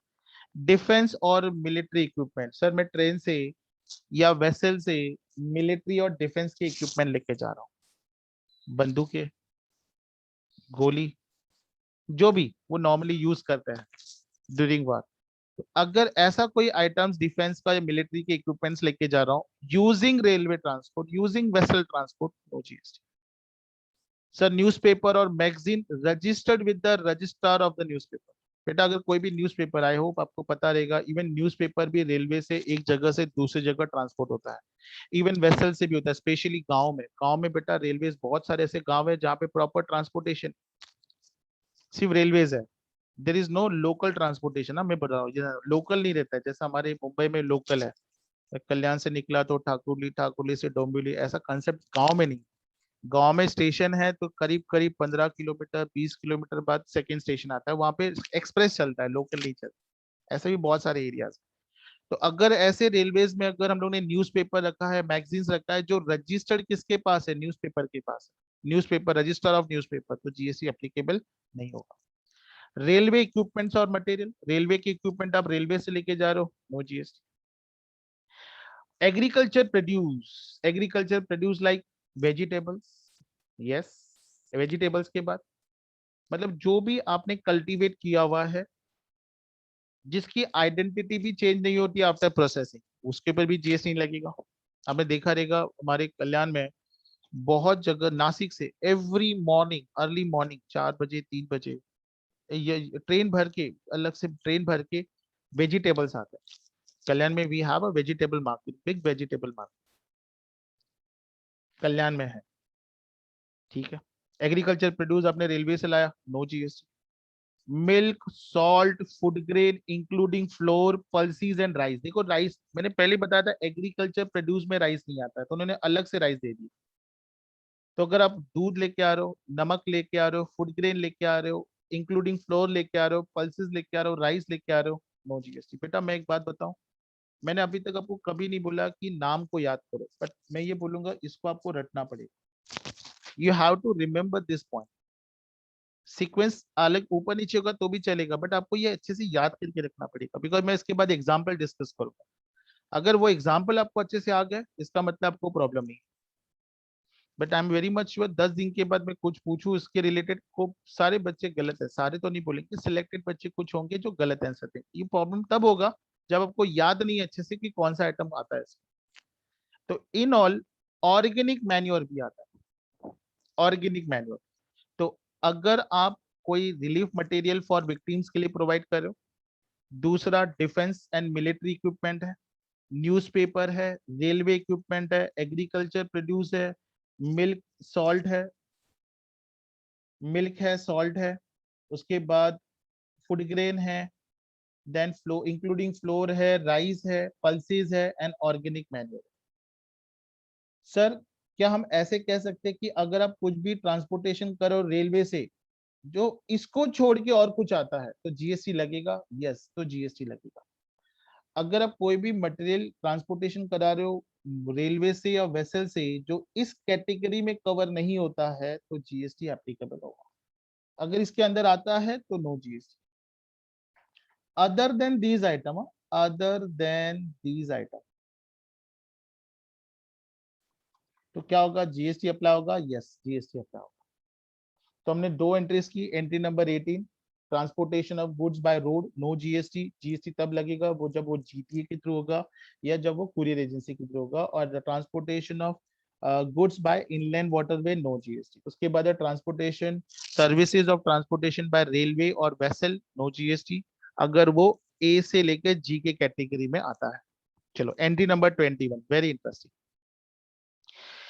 Entry number 21, very very interesting. ठीक है, services provided by GTA. But sir आपने तो बोला था सर्विसेज अगर जीटीए प्रोवाइड करेगा तो जीएसटी लगेगा। लगेगा, अगर इनको छोड़कर, अभी देखो सर आपने बोला था कोई भी सर्विसेज जीटीए प्रोवाइड करता है तो जीएसटी लगता है, एक्सेप्ट इनको छोड़कर बाकी सब पे जीएसटी लगेगा। ओके, तो सर पहले आपने बोला था कि अगर कोई सर्विसेज जीटीए प्रोवाइड कर रहा है तो जीएसटी लगेगा, फिर आप बोल रहे हो कि सर्विसेज जीएसटी अगर जीटीए प्रोवाइड कर रहा है और इन सर्विस ये सर्विसेज प्रोवाइड कर रहा है तो जीएसटी नहीं लगेगा, other than this services provide करेगा तो जीएसटी लगेगा। यस, एक बच्चे ने पूछा sir what do you mean bye GTA. बेटा जीटीए जो भी सर्विसेज देगा हमेशा टैक्सेबल होगा अगर वो अपनी सर्विसेज इन लोगों को दे रहा है। Please note down this, note down this, जरूरत नहीं है, ऑलरेडी नोट्स में है, पेज नंबर 154। मान लो उसने सर्विसेज मयूरेश को दी। मुझे बताओ बेटा क्या मयूरेश यहाँ पे एज एन इंडिविजुअल आ रहा है? यहाँ पे डेफिनेशन में इंडिविजुअल है क्या? Answer is no. तो कोई भी सर्विसेज अगर जीटीए मयूरेश को दे रहा है तो जीएसटी लगेगा या नहीं लगेगा? बोलो, नहीं लगेगा, because he is an individual. तो कोई भी सर्विसेज अगर जीटीए किसको दे रहा है? फैक्ट्री को दे रहा है। कोई भी सर्विसेज अगर जीटीए फैक्ट्री को दे रहा है जीएसटी लगेगा। कोई भी सर्विसेज अगर जीटीए सोसाइटी को दे रहा है जीएसटी लगेगा। कोऑपरेटिव सोसाइटी को दे रहा है जीएसटी लगेगा। किसी पर्सन को जो रजिस्टर्ड अंडर जीएसटी है जिसकी टर्नओवर 10 लाख से ज्यादा होती है, अगर वो स्पेशल कैटेगरी स्टेट्स में होती है, 20 लैक्स अगर वो गुड्स एंड सर्विसेज या सर्विसेज प्रोवाइड करते हैं, या 40 लाख से ऊपर जो सिर्फ गुड्स में डील करता है, सबको जीएसटी, अगर जीटीए सर्विस देता है तो जीएसटी लगेगा। बॉडी कॉर्पोरेट का मतलब होता है कंपनी, जीएसटी लगेगा। Yes, any partnership firm including AOP, GST लगेगा। यस, एओपी का मतलब है association of person. And any taxable casual taxable person, मैंने आपको बताया था कैजुअल टैक्सेबल पर्सन का मतलब क्या है, ये हमने इसके बारे में डिटेल डिस्कशन किया था सेक्शन 24 में। मैंने आपको बताया था कैजुअल टैक्सेबल पर्सन वो पर्सन होता है जो किसी अदर स्टेट में जाता है जहां पे उसका परमानेंट प्लेस ऑफ बिजनेस नहीं होता। अगर आपको याद होगा मैंने दो एग्जांपल दिया था, कश्मीर से कोई कंबल बेचने के लिए मुंबई में आया हुआ, कंबल या कारपेट बेच के हो गया, वो वापस कश्मीर चला जाता है। दूसरी बात, फिर मैंने आपको बताया था मेरी ज्वेलरी की शॉप है, मेरे फ्रेंड्स ने मुझे दिल्ली इनवाइट किया एक एग्जीबिशन में पार्टिसिपेट करने के लिए जो 15 से 2 हफ्ते का होता है।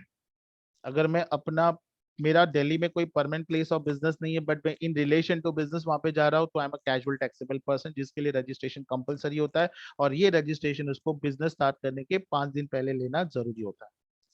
ठीक है सर, ये तो हमने डिस्कस किया था सेक्शन 25 में, वो बात अलग है, प्रोसीजर फॉर रजिस्ट्रेशन। अगर कोई भी जीटीए इन लोगों को सर्विस दे रहा है तो जीएसटी एप्लीकेबल होगा, अगर अदर देन दिस होगा तो जीएसटी एप्लीकेबल नहीं होगा। हो, अभी मुझे बताओ क्या इसमें कोई कंपनी है क्या, बॉडी कॉर्पोरेट है क्या, फैक्ट्री है क्या? आपको देखने से कुछ भी नहीं पता चले। एग्रीकल्चर प्रोड्यूस दे रहा है GTA, no GST. Sir agriculture produce, sir पहले आप बोलते हो जीटीए कोई सर्विस देगा तो जीएसटी अप्लाई होता है, फिर आप बोलते हो जीएसटी इसको सर्विस देगा, इन लोगों को स्पेशली कैटेगरी जैसे फैक्ट्री है, बॉडी कॉर्पोरेट, तो उन्हीं को जीएसटी अप्लाई होगा, बाकी लोगों को जीटीए सर्विस देगा तो जीएसटी अप्लाई नहीं होगा। ठीक है सर, बेटा आप देखोगे इसमें जो पॉइंट है ना वो सिमिलर टू पॉइंट नंबर 20 वही है बेटा, पर सिर्फ ऊपर क्या था, ऊपर नॉन जीटीए था, नीचे जीटीए, बस ये डिफरेंस है। क्योंकि मैं ऊपर पढ़ा था वो बताया था कि इसमें कहीं पे मेंशन नहीं किया जीटीए करके, तो मैंने बोला था आप नॉन जीटीए लेके चलो।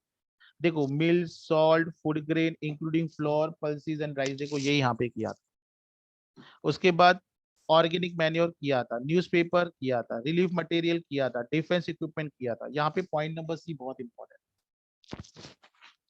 नाउ पॉइंट नंबर सी क्या है? पॉइंट नंबर सी बोल रहा है, सारे बच्चे ध्यान देंगे, इफ पॉसिबल अगर वो ड्रॉ भी करेंगे वो पर्टिकुलर पिक्चर तो आपको और अच्छे समझेगा। सिंगल कैरेज वर्ड क्या यूज किया, let me check first. Single goods carriage individual consignment, ठीक है बेटा। यहाँ पे उन्होंने दो टर्म यूज किए हुए हैं, वन इज इंडिविजुअल कंसाइनमेंट,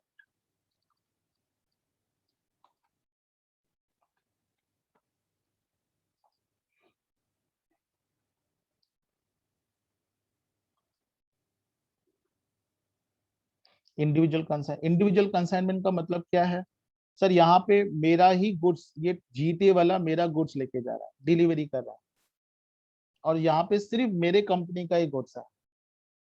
जब ये जीटीए मुझे GTA service, transport services provide कर रहा है, और इसके जो चार्जेस है, इसके जो चार्जेस है equal to less than 17, sorry equal to less than 750 है, नो जीएसटी, ठीक है। इसको हम लोग बोलते हैं इंडिविजुअल कंसाइनमेंट, ठीक है सर। ये जीटीए है, ठीक है, just wait, this is GTA, ठीक है। अभी यहाँ पे 2 से 3 लोगों का कंसाइनमेंट आ रहा है, ये ए कंपनी, बी कंपनी, सी कंपनी का कंसाइनमेंट दे रहा है, और अगर वो एक ही कंसाइनमेंट में, सिंगल कैरेज में एक से ज्यादा कंपनी को सर्विस देता है, मतलब ऑल कंसाइनमेंट, ऑल इंडिविजुअल नहीं बोलूंगा मैं, ऑल कंसाइनमेंट बोलूंगा, all consignment in single carriage, A का भी लेके जा रहा है, बी का भी लेके जा रहा है, सी का भी, और उस सिंगल कंसाइनमेंट में, sorry all consignment single carriage में, अगर उसके चार्जेस, 1500 या उससे कम है, 1500 या उससे कम है, तो जीएसटी नहीं चार्ज होगा। हो, समझा सर, समझा सर। अगर एक कंसाइनमेंट में, इंडिविजुअल कंसाइनमेंट में लेके जाएगा, उसका चार्जेस 750 से कम रहेगा, जीएसटी नहीं लगेगा। एक ही टेम्पो में एक से ज्यादा कंपनी के गुड्स लेके जा रहा है, जिसका चार्जेस 1500 से ज्यादा है, जीएसटी लगेगा। 1500 है उससे कम है, जीएसटी नहीं लगेगा।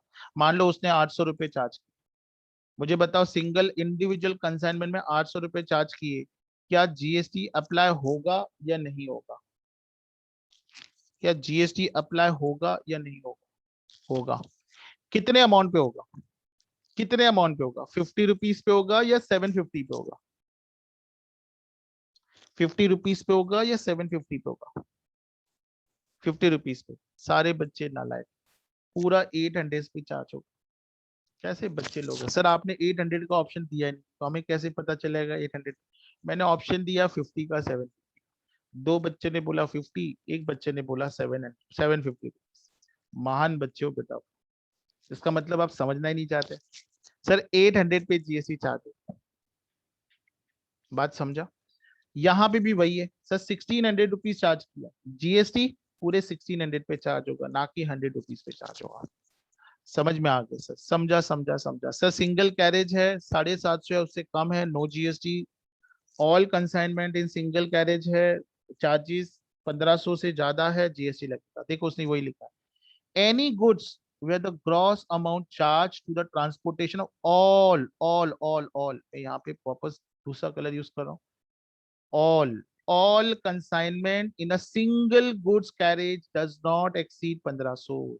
1500 से ज्यादा नहीं होना चाहिए, मतलब 1500 चलेगा। 1500 से ज्यादा नहीं होना चाहिए, मतलब 1500 चलेगा। I hope you are getting, 1500 चलेगा, ठीक है sir. Or the gross amount charged for the transportation of individual consignment in the goods carriage does not exceed 750। Okay sir, individual consignment है 750 रुपए या उससे कम रहेगा, नो जीएसटी। सर समझा मेरे को, thank you very much sir. So मैं मान के चल रहा हूँ हम लोगों ने 3 पॉइंट डिस्कस किए हैं, and there is no problem in first 3 entries. Entry number 18 में प्रॉब्लम नहीं। सर नंबर 18 क्या बोल रहा है वो? जी नॉन जीटीए सर्विस दे रहा है, नो जीएसटी। उसके बाद सर वो रोड से दे रहा था, यहाँ पे रेलवे और वाटर ट्रांसपोर्ट है, नो जीएसटी, बट ये नॉन जीटीए। एंट्री नंबर 21 में जीटीए सर्विस दे रहा है, नो जीएसटी। जीटीए किसको सर्विस देगा तो जीएसटी लगेगा? सिर्फ इन लोगों को सर्विस देगा तो जीएसटी लगेगा। ओके सर, ये तो ज्यादा भेदभाव हो गया। एंट्री नंबर 21 हो गया। Now we will come to 21A। What is 21A? So 21 ये बोल रहा है services provided by GTA. Sir GTA दे रहा है, अनरजिस्टर्ड पर्सन को दे रहा है, नो जीएसटी। अगर कोई भी service, Mayuresh is un unregistered person, yes sir is unregistered person, business करता कहाँ पे?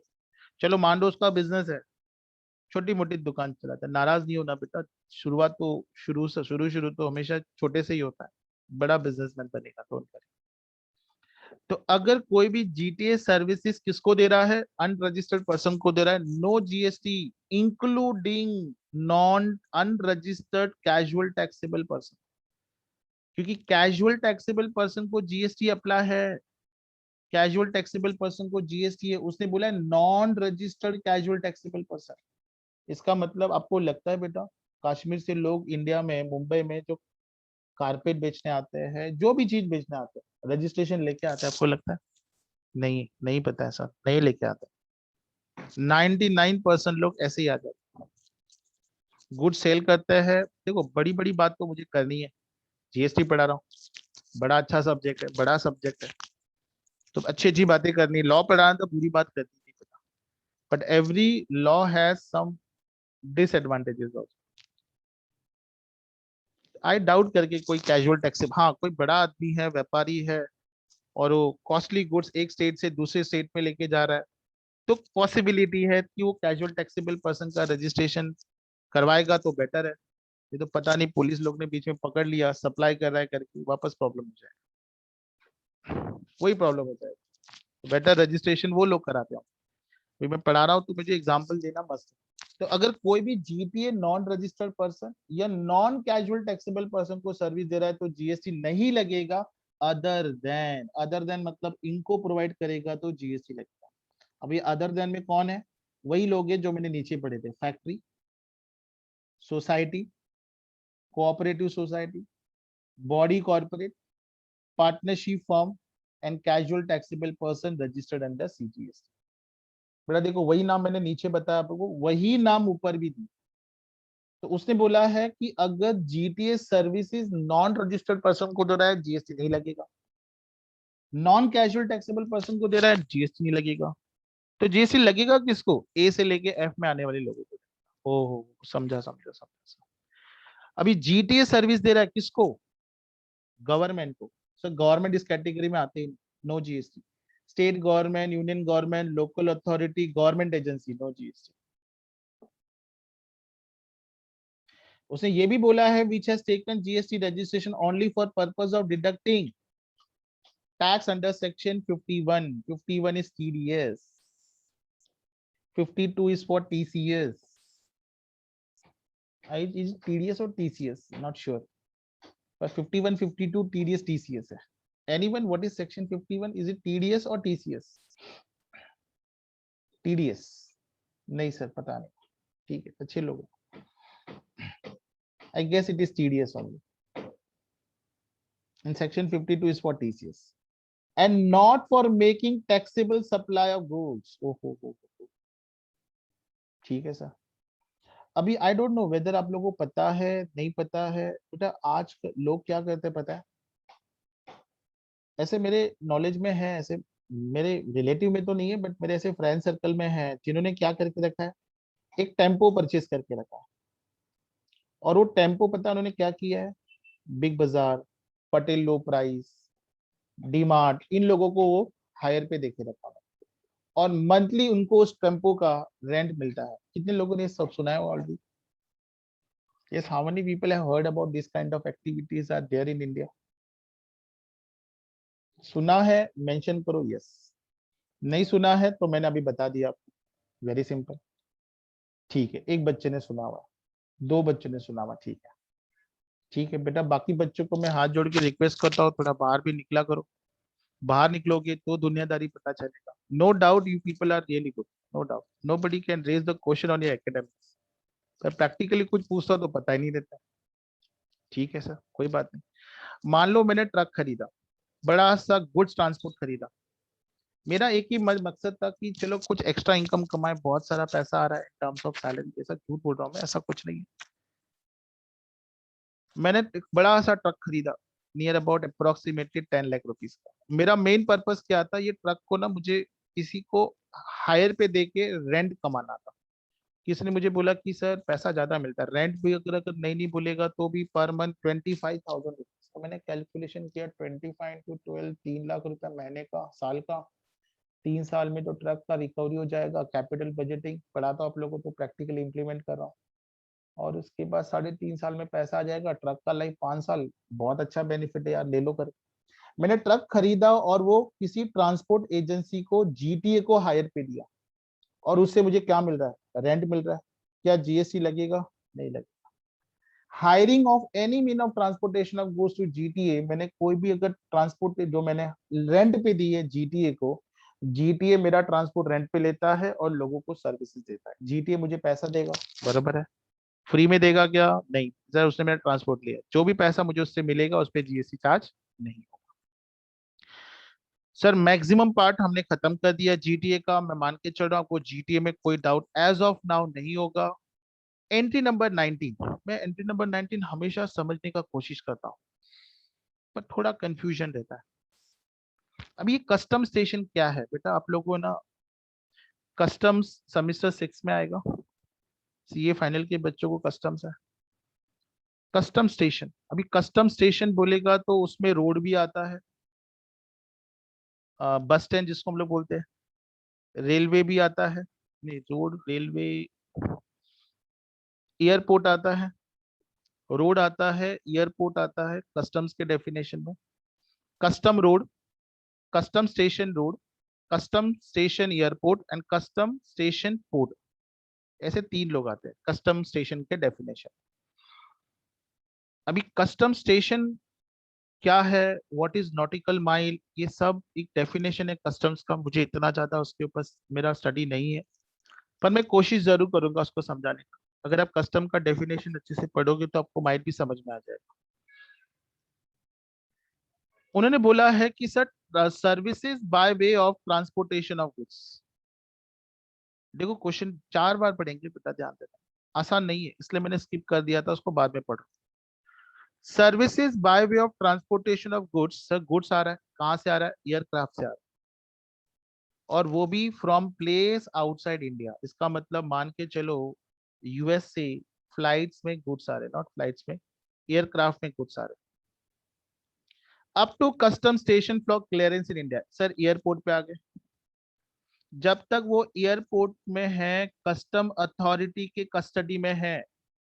अभी मान लो ये गुड्स जो है, ये गुड्स बिलोंग करते हैं मिस्टर मिस्टर मिस्टर हर्ष से बिलोंग करते हैं। मिस्टर हर्ष ने गुड्स इंपोर्ट किए थे, मिस्टर हर्ष जाएगा यहाँ पे एयरपोर्ट के अथॉरिटी से गुड्स को क्या करेगा? रिलीव करेगा और इंडिया में लेके आएगा।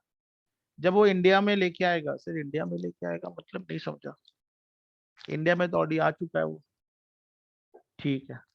बट बेटा जब तक वो कस्टम अथॉरिटी के अंडर में है तो वो इम्पोर्टेड गुड्स है। इसको हम लोग डोमेस्टिक गुड्स तब बोलेंगे जब वो एयरपोर्ट के बाहर निकलेगा। बड़ा डेफिनेशन है कस्टम्स में उसके ऊपर, आई am not very clear with that definition, याद नहीं आ रहा है, मतलब मैंने पढ़ा हुआ याद नहीं आ रहा है। अभी हर्ष को भी ये एयरपोर्ट से गुड्स रिलीव करने के लिए भी उसके पास भी बहुत सारे प्रोसीजर्स है, he has to fulfil that procedure.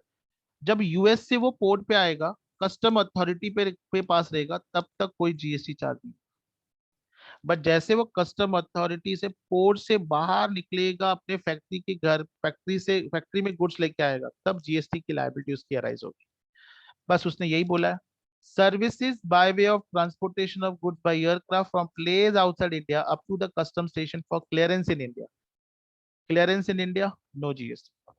बस जैसे अभी उसने बाहर से इंडिया बोला है, वैसे इंडिया से बाहर जा रहा था 19 में। Services by way of transportation of goods by aircraft from custom station of clearance to place outside India। अभी सर ये इंडिया से बाहर जा रहा है, एयरपोर्ट से यूएस जा रहा है, एयरपोर्ट से यूएस जा रहा है। देखो ये डिस्टेंस से लेके यहाँ तक नो जीएसटी, तो सब ऊपर ऊपर जा रहा है। जा रहा है तो बहुत अच्छी बात है, नहीं जा रहा है तो भी अच्छी बात है। मैं रिपीट कर रहा हूँ सर, 19 में उसने क्या बोला? यूएस से एयरपोर्ट पे आया, नो जीएसटी। मुंबई पोर्ट से, मुंबई एयरपोर्ट से यूएस चला गया, नो जीएसटी, ठीक है। इन्होंने बोला है कि सर ये एप्लीकेबल कब तक है? सर ये एप्लीकेबल है 30/9/2017। अब एक बच्चा बोलता है सर मान लो हमारा एग्जाम्स है 10 अक्टूबर 2021 और ये एग्जाम में क्वेश्चन आ जाता है तो क्या करें? टैक्सेबल करें, बिकॉज ये तो एग्जाम 30/9/2021 का नहीं बेटा, इसके बाद भी टैक्सेबल ही करना, बिकॉज गवर्नमेंट क्या करता है, इसको 30/9 के बाद 1 अक्टूबर को कर देगा 30/9/2020। डोंट वरी, ये मैं बच्चों को पढ़ाते आ रहा हूँ इस लास्ट 3 साल से 4 साल से, हर साल डेट चेंज होते रहता है, पर ये एग्जाम कैटेगरी में। तो ऐसा मत सोचना 10/10/2021 को तो 30/9/2021 तक एग्जाम था, तो अभी तो taxable on the date of exam, चलो टैक्सेबल कर देते। बिल्कुल गलती मत करना है, एग्जाम में डाल के आना। समझ में आया? टैक्स मत चार्ज कर। सर अगर बाहर से एयरपोर्ट पे आ रहा है, नो जीएसटी। एयरपोर्ट से बाहर जा रहा है, नो जीएसटी। जस्ट वेट, एक क्वेश्चन आया हुआ है। यस सर, ठीक है। उसने तो बोला है सर आप जो बोलेंगे हम यस ही बोलेंगे, ना तो बोलेंगे नहीं, हमने कसम खा के रखी। ठीक है,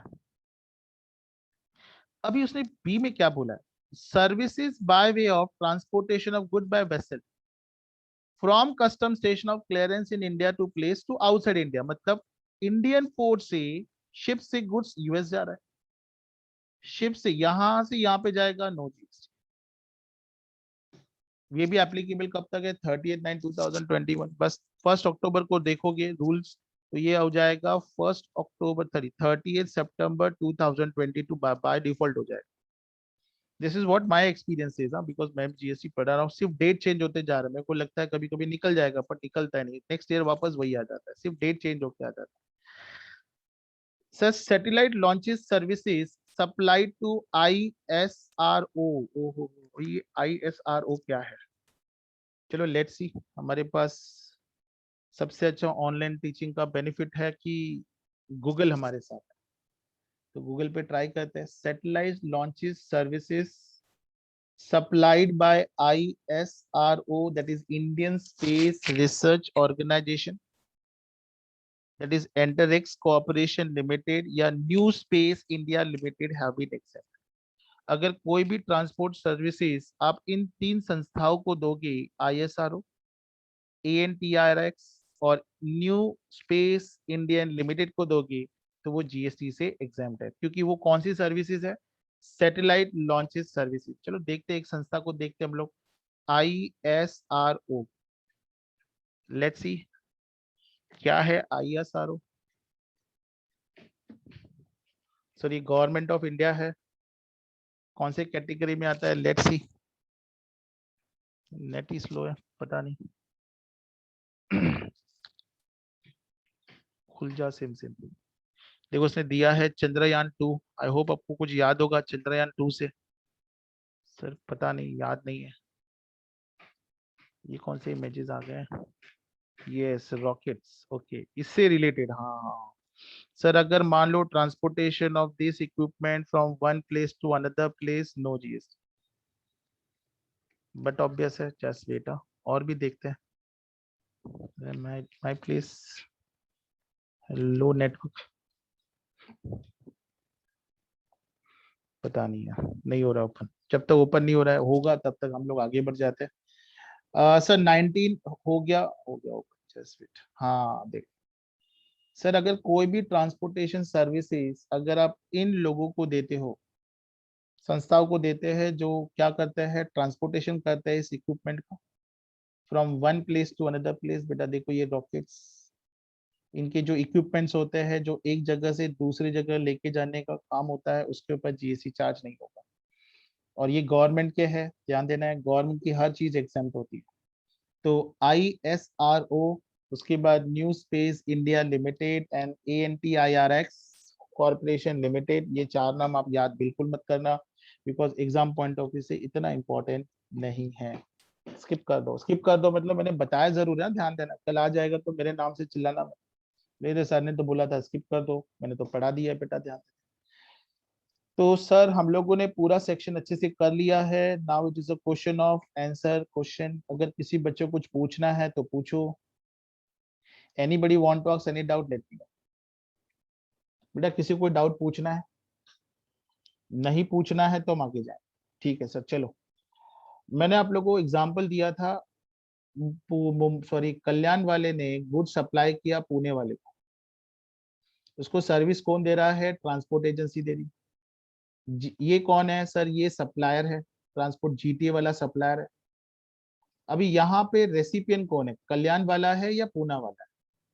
इज इट कल्याण वाला या पूना वाला? एक बच्चे ने पूछा सर फ्यूल का ट्रांसपोर्टेशन पर जीएसटी लगता है क्या? सर हम लोग ने fuel, transportation of fuel, fuel का कोई एग्जाम्पशन तो पढ़ा नहीं है, तो जीएसटी लगता होगा। ट्रांसपोर्टेशन ऑफ फ्यूल कहीं पे एग्जाम्पशन में पढ़ा हम लोगों ने? नहीं पढ़ा है। जीएसटी लगता होगा, बट आपको ये भी देखना पड़ेगा कि वो ट्रांसपोर्टेशन जीटीए है नॉन जीटीए, नॉन जीटीए तो नो जीएसटी, जीटीए है तो जीएसटी लगेगा। चलो ठीक है सर। हाँ हाँ हाँ, और कुछ पढ़ना था क्या? मैं नहीं। अभी देखो उसने क्वेश्चन में क्या बोला है, GGC limited is a consignor from Delhi. Sir Delhi से कंसाइनर है, कंसाइनर का मतलब सप्लायर है, ठीक है। और उसने गुड्स सेंड करने हैं किसको? एक्स वाई जेड लिमिटेड को, जो यूपी से बिलोंग करता है। ये कौन है सर? ये रेसिपिएंट। उन्होंने एक जीटीए हायर किया and GTA is Z limited. ये जीटीए क्या है सर? जीटीए का नाम है जेड लिमिटेड। ये कंपनी है transport company. Discuss GST applicability if freight is paid by home, GGC limited. बेटा ये तो क्लियर है कि जीएसटी जीटीए वाला सप्लायर है। अभी यहाँ पे उसने बोला है मान के चलो दिल्ली में जो जीजीसी लिमिटेड है उसने जीएसटी पे किया, तो जीएसटी नहीं, discuss GST applicability if freight is paid by GGC limited. तो मुझे बताओ अगर पैसा जीजीसी लिमिटेड देगा तो जीएसटी कौन देगा? जीजीसी लिमिटेड देगा, क्योंकि जीटीए में आरसीएम अप्लाई होता है। बेटा ध्यान दो, आरसीएम जो पैसा देगा वही जीएसटी पे करेगा, जो पैसा देगा वही जीएसटी पे करेगा, ये ध्यान। अभी मुझे बताओ जीजीसी दे रहा है तो मेरे को बताओ रेसिपिएंट कौन है? सर यहाँ पे रेसिपिएंट जीजीसी लिमिटेड दिल्ली वाला है, तो जब वो पेमेंट जीटीए को देगा तो वो डायरेक्टली जीएसटी का टैक्स उसको देगा, गवर्नमेंट को देगा। अगर पैसा एक्स वाई जेड लिमिटेड दे रहा है, फ्रेट वाला, फ्रेट वाला, तो टैक्स कौन देगा सर? एक्स वाई जेड देगा। बस अभी आप देखो थोड़ा नीचे सॉल्यूशन दिया हुआ है, पढ़ो बेटा, सॉल्यूशन पढ़ो, जितना ज्यादा पढ़ोगे डिटेल में जीएसटी उतना अच्छा है। This book is of CA inter, believe me बेटा, कुछ भी नहीं है सर, कुछ भी नहीं है। मैं तो देखो आपको पढ़ा रहा हूँ इसी बुक्स में से, मुझे नहीं लगता ऐसा कुछ है इसमें।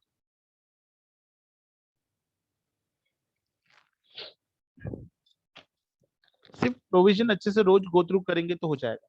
उसने क्या बोला है? उसने बोला है इन this case RCM is applicable and GST will be paid by GGC limited, अगर वो फ्रेट जीजीसी लिमिटेड पे कर रहा है। और आरसीएम अप्लाई होगा एक्स वाई जेड के ऊपर अगर वो फ्रेट एक्सएम एक्स वाई जेड पे कर रहा है। That's it.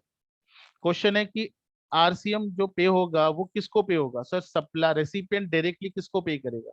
Sir recipient directly pay करेगा गवर्नमेंट, ठीक है सर। अभी मुझे बताओ बेटा, नहीं नहीं, ये गुड्स का क्वेश्चन ही अलग है, ठीक है। क्वेश्चन नंबर 50 पढ़ लो। क्या कोई डाउट है तो पूछो, नहीं है तो हम लोग नेक्स्ट क्वेश्चन पे जंप करें। डाउट है तो पूछो। क्वेश्चन नंबर 150 है।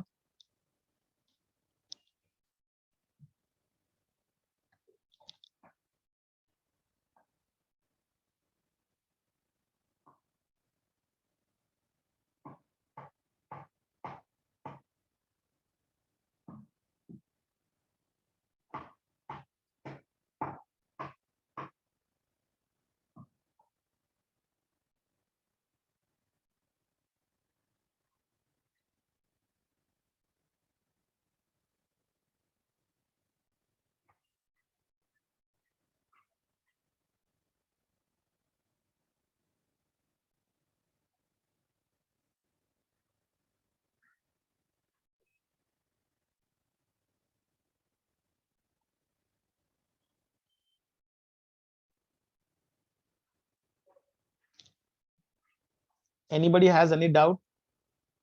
No doubt put a message, no doubt, तो हम लोग आगे बढ़ेंगे।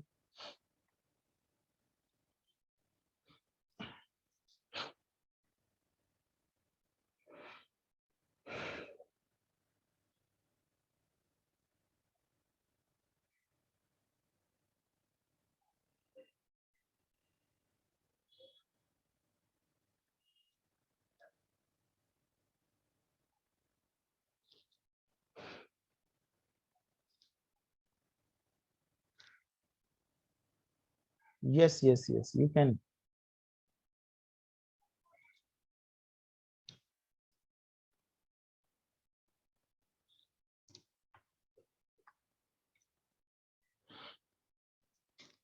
Chalo, waiting for everyone response. If anybody has any doubt, let me know.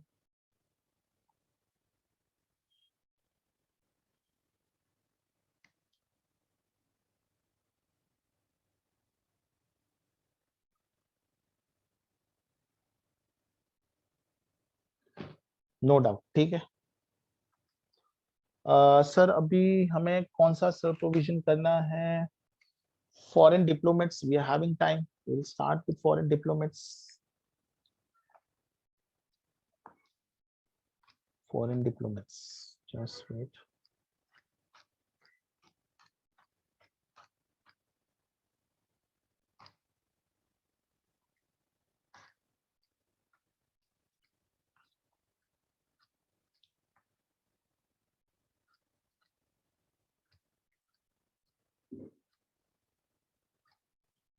Yes, so please ध्यान दो बेटा, इसमें बहुत अच्छा प्रोविजन है फॉरेन डिप्लोमेट्स। सो मैं थोड़ा नोट्स लिखवा रहा हूँ आप लोगों को, एंड रिक्वेस्ट करूंगा सारे बच्चों को, if possible please write down the notes, it will makes your job very simple और समझने में ज्यादा तकलीफ नहीं होगा आप लोगों को।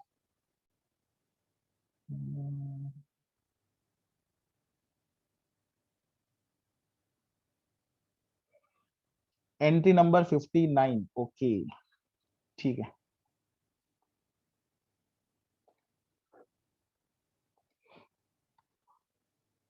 बस ये चैप्टर हम खत्म करने के बाद ये वीक में खत्म हो जाएगा मेरे हिसाब से। प्रैक्टिकल क्वेश्चन के लिए एक लेक्चर बस हो गया, ये आप लोग खुद भी प्रैक्टिकल क्वेश्चन सेल्फ प्रैक्टिस कर सकते हो। So we are talking about entry number 2059, sorry. So requesting everyone, if you can write a note, बहुत अच्छी बात है, बहुत अच्छे से आपको समझेगा। Services of high commission,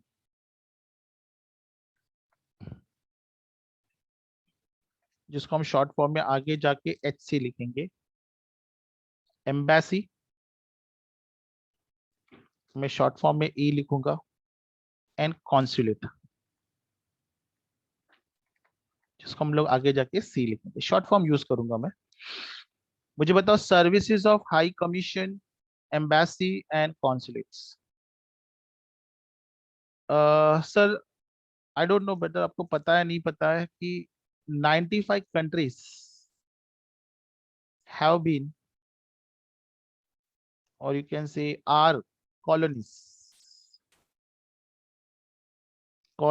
of Britain। Like example बता रहा हूं मैं, ब्रिटेन में कनाडा आता है। सारे कंट्रीज का नाम नहीं याद है, मैंने पहले ही बोला my geography is not too good. Australia, बच्चा बोलता है ऐसा, हम भी उसी कैटेगरी में आते हैं, ठीक है बेटा। South Africa, India, Pakistan, etcetera etcetera etcetera, ठीक है बेटा। ये 95 कंट्रीज का एक ग्रुप है, group of these 95 countries, group of these 95 countries is called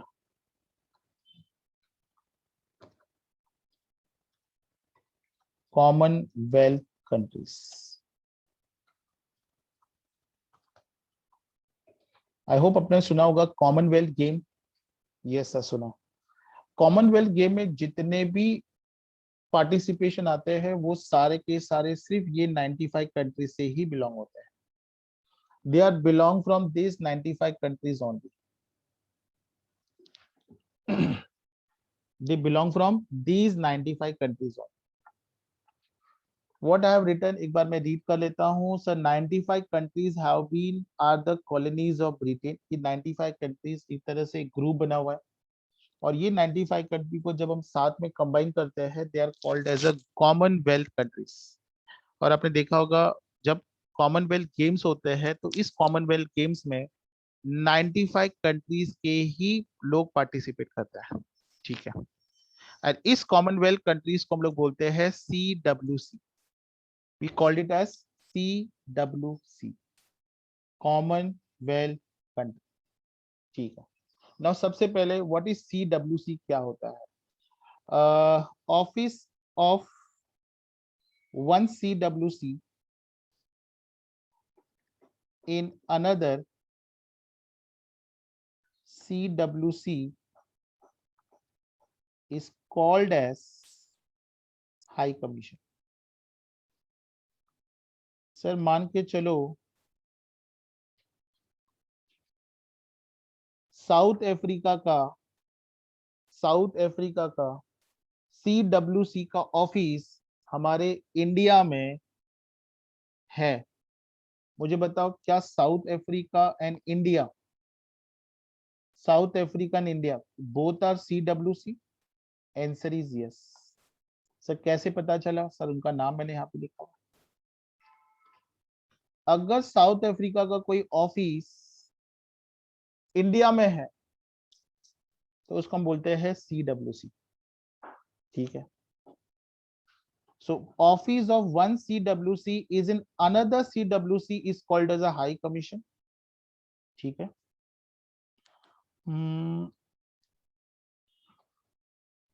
If a country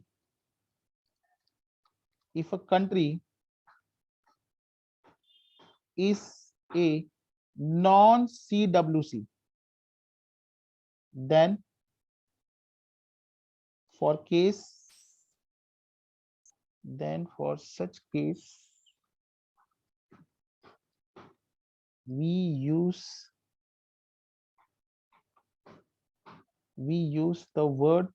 the term embassy। जैसे कि फॉर एग्जाम्पल मान के चलो ये XYZ कंट्री है, जो कौन है सर? ये नॉन CWC है। CWC मतलब this XYZ country is not a member of 95 country, तो उसको हम क्या बोलेंगे? Non CWC।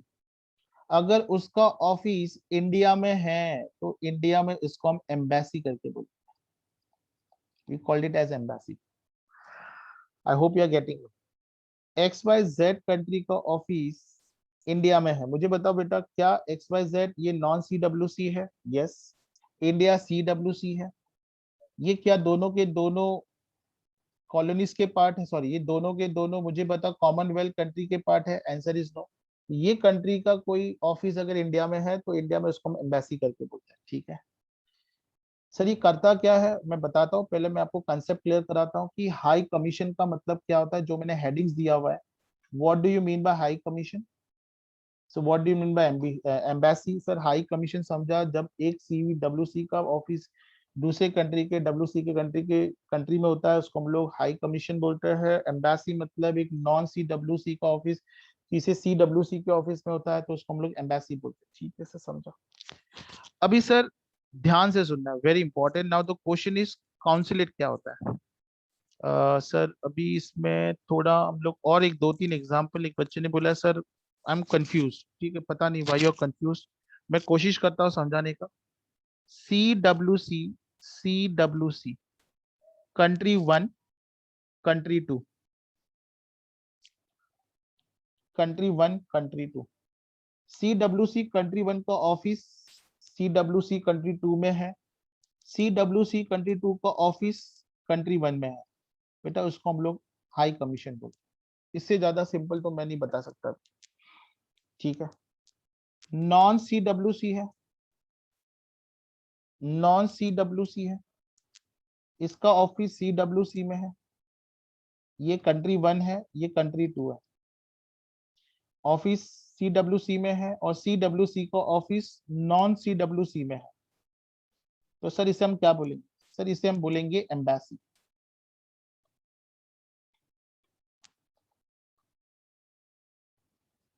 ठीक है। बात समझ में आया? सर पॉसिबिलिटी है नॉन CWC का ऑफिस नॉन WC में भी हो सकता, नॉन CWC में हो सकता है, क्यों नहीं हो सकता बेटा? और इसका ऑफिस यहाँ पे हो सकता है। तो इसको भी हम क्या बोलेंगे, एम्बेसी ही बोलेंगे। ठीक है, ये ध्यान देना। अभी सर काउंसिलेट क्या होता है वो मुझे बताओ। सो हाई कमीशन, और एक बात और इंपॉर्टेंट है बेटा, ध्यान, सबसे अच्छी बात है, हाई कमीशन हो या एम्बेसी हो, इनका जो ऑफिस होता है, ऑफिस, ये कैपिटल सिटी में होता है, capital city of every country. मुझे बताओ बेटा, इंडिया का कैपिटल सिटी क्या है? सर बताएंगे नहीं हम लोग? यस, दिल्ली। दिल्ली और न्यू दिल्ली।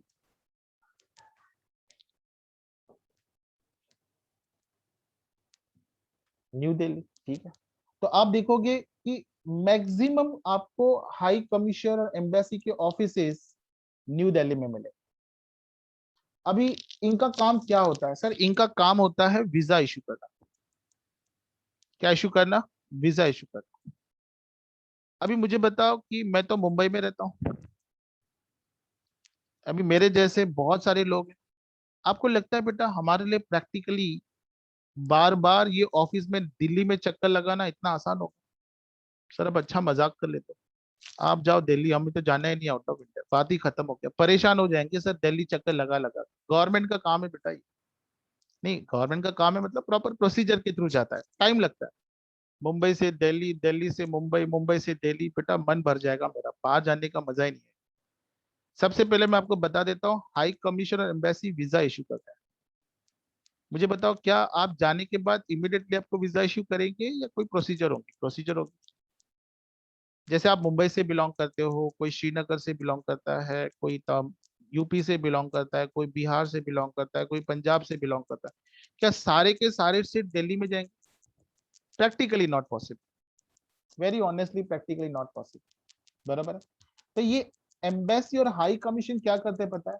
ये एम्बेसी और हाई कमीशन, एम्बेसी और हाई कमीशन अपने ऑफिसेस उस पर्टिकुलर कंट्री के, जैसे मैं इंडिया की बात करूं, हर एक स्टेट में सेटअप करके रखते हैं। जैसे अभी हमारे मुंबई में है हाई कमीशन और एम्बेसी का ऑफिस, हर स्टेट में। जैसे मुंबई का पर्सन, महाराष्ट्र का पर्सन है तो मुंबई में जाके ले सकता है, ठीक है। मुंबई में हाई कमीशन का, एम्बेसी का ऑफिस है। कहाँ पे है that I don't know, but it is there in Mumbai because I was never been to out of India. Mumbai में, चलो एक पर्सन ने बता दिया sir it is in Marine Drive, ठीक है। चलो एक बच्चे ने बोला सर मरीन ड्राइव में, might be they might have gone out of India, पता नहीं, इंडिया छोड़ के जाने का मन ही नहीं करता, पता नहीं। ठीक है, अभी उसने क्या लिखा है सर, हमें हाई कमीशन समझा, हमें एम्बेसी समझा, बट सम टाइम, जैसे मैंने आपको बोला, कि सारे लोगों को दिल्ली जाना प्रैक्टिकली पॉसिबल है। बेटा आप लोग जा सकते हो, मुझे नहीं लगता है जाना मजा आएगा, और बार बार चक्कर मारना सर यहाँ से डिफिकल्ट है। But sometime branches of high commission और embassy are operated in India, operated in India. मतलब महाराष्ट्र के जितने भी लोग हैं, अगर उनको वीजा लेना है तो मुंबई में आना compulsory. Operated in India, operated in other part of India, लिखता हूँ, बेटर करता हूँ,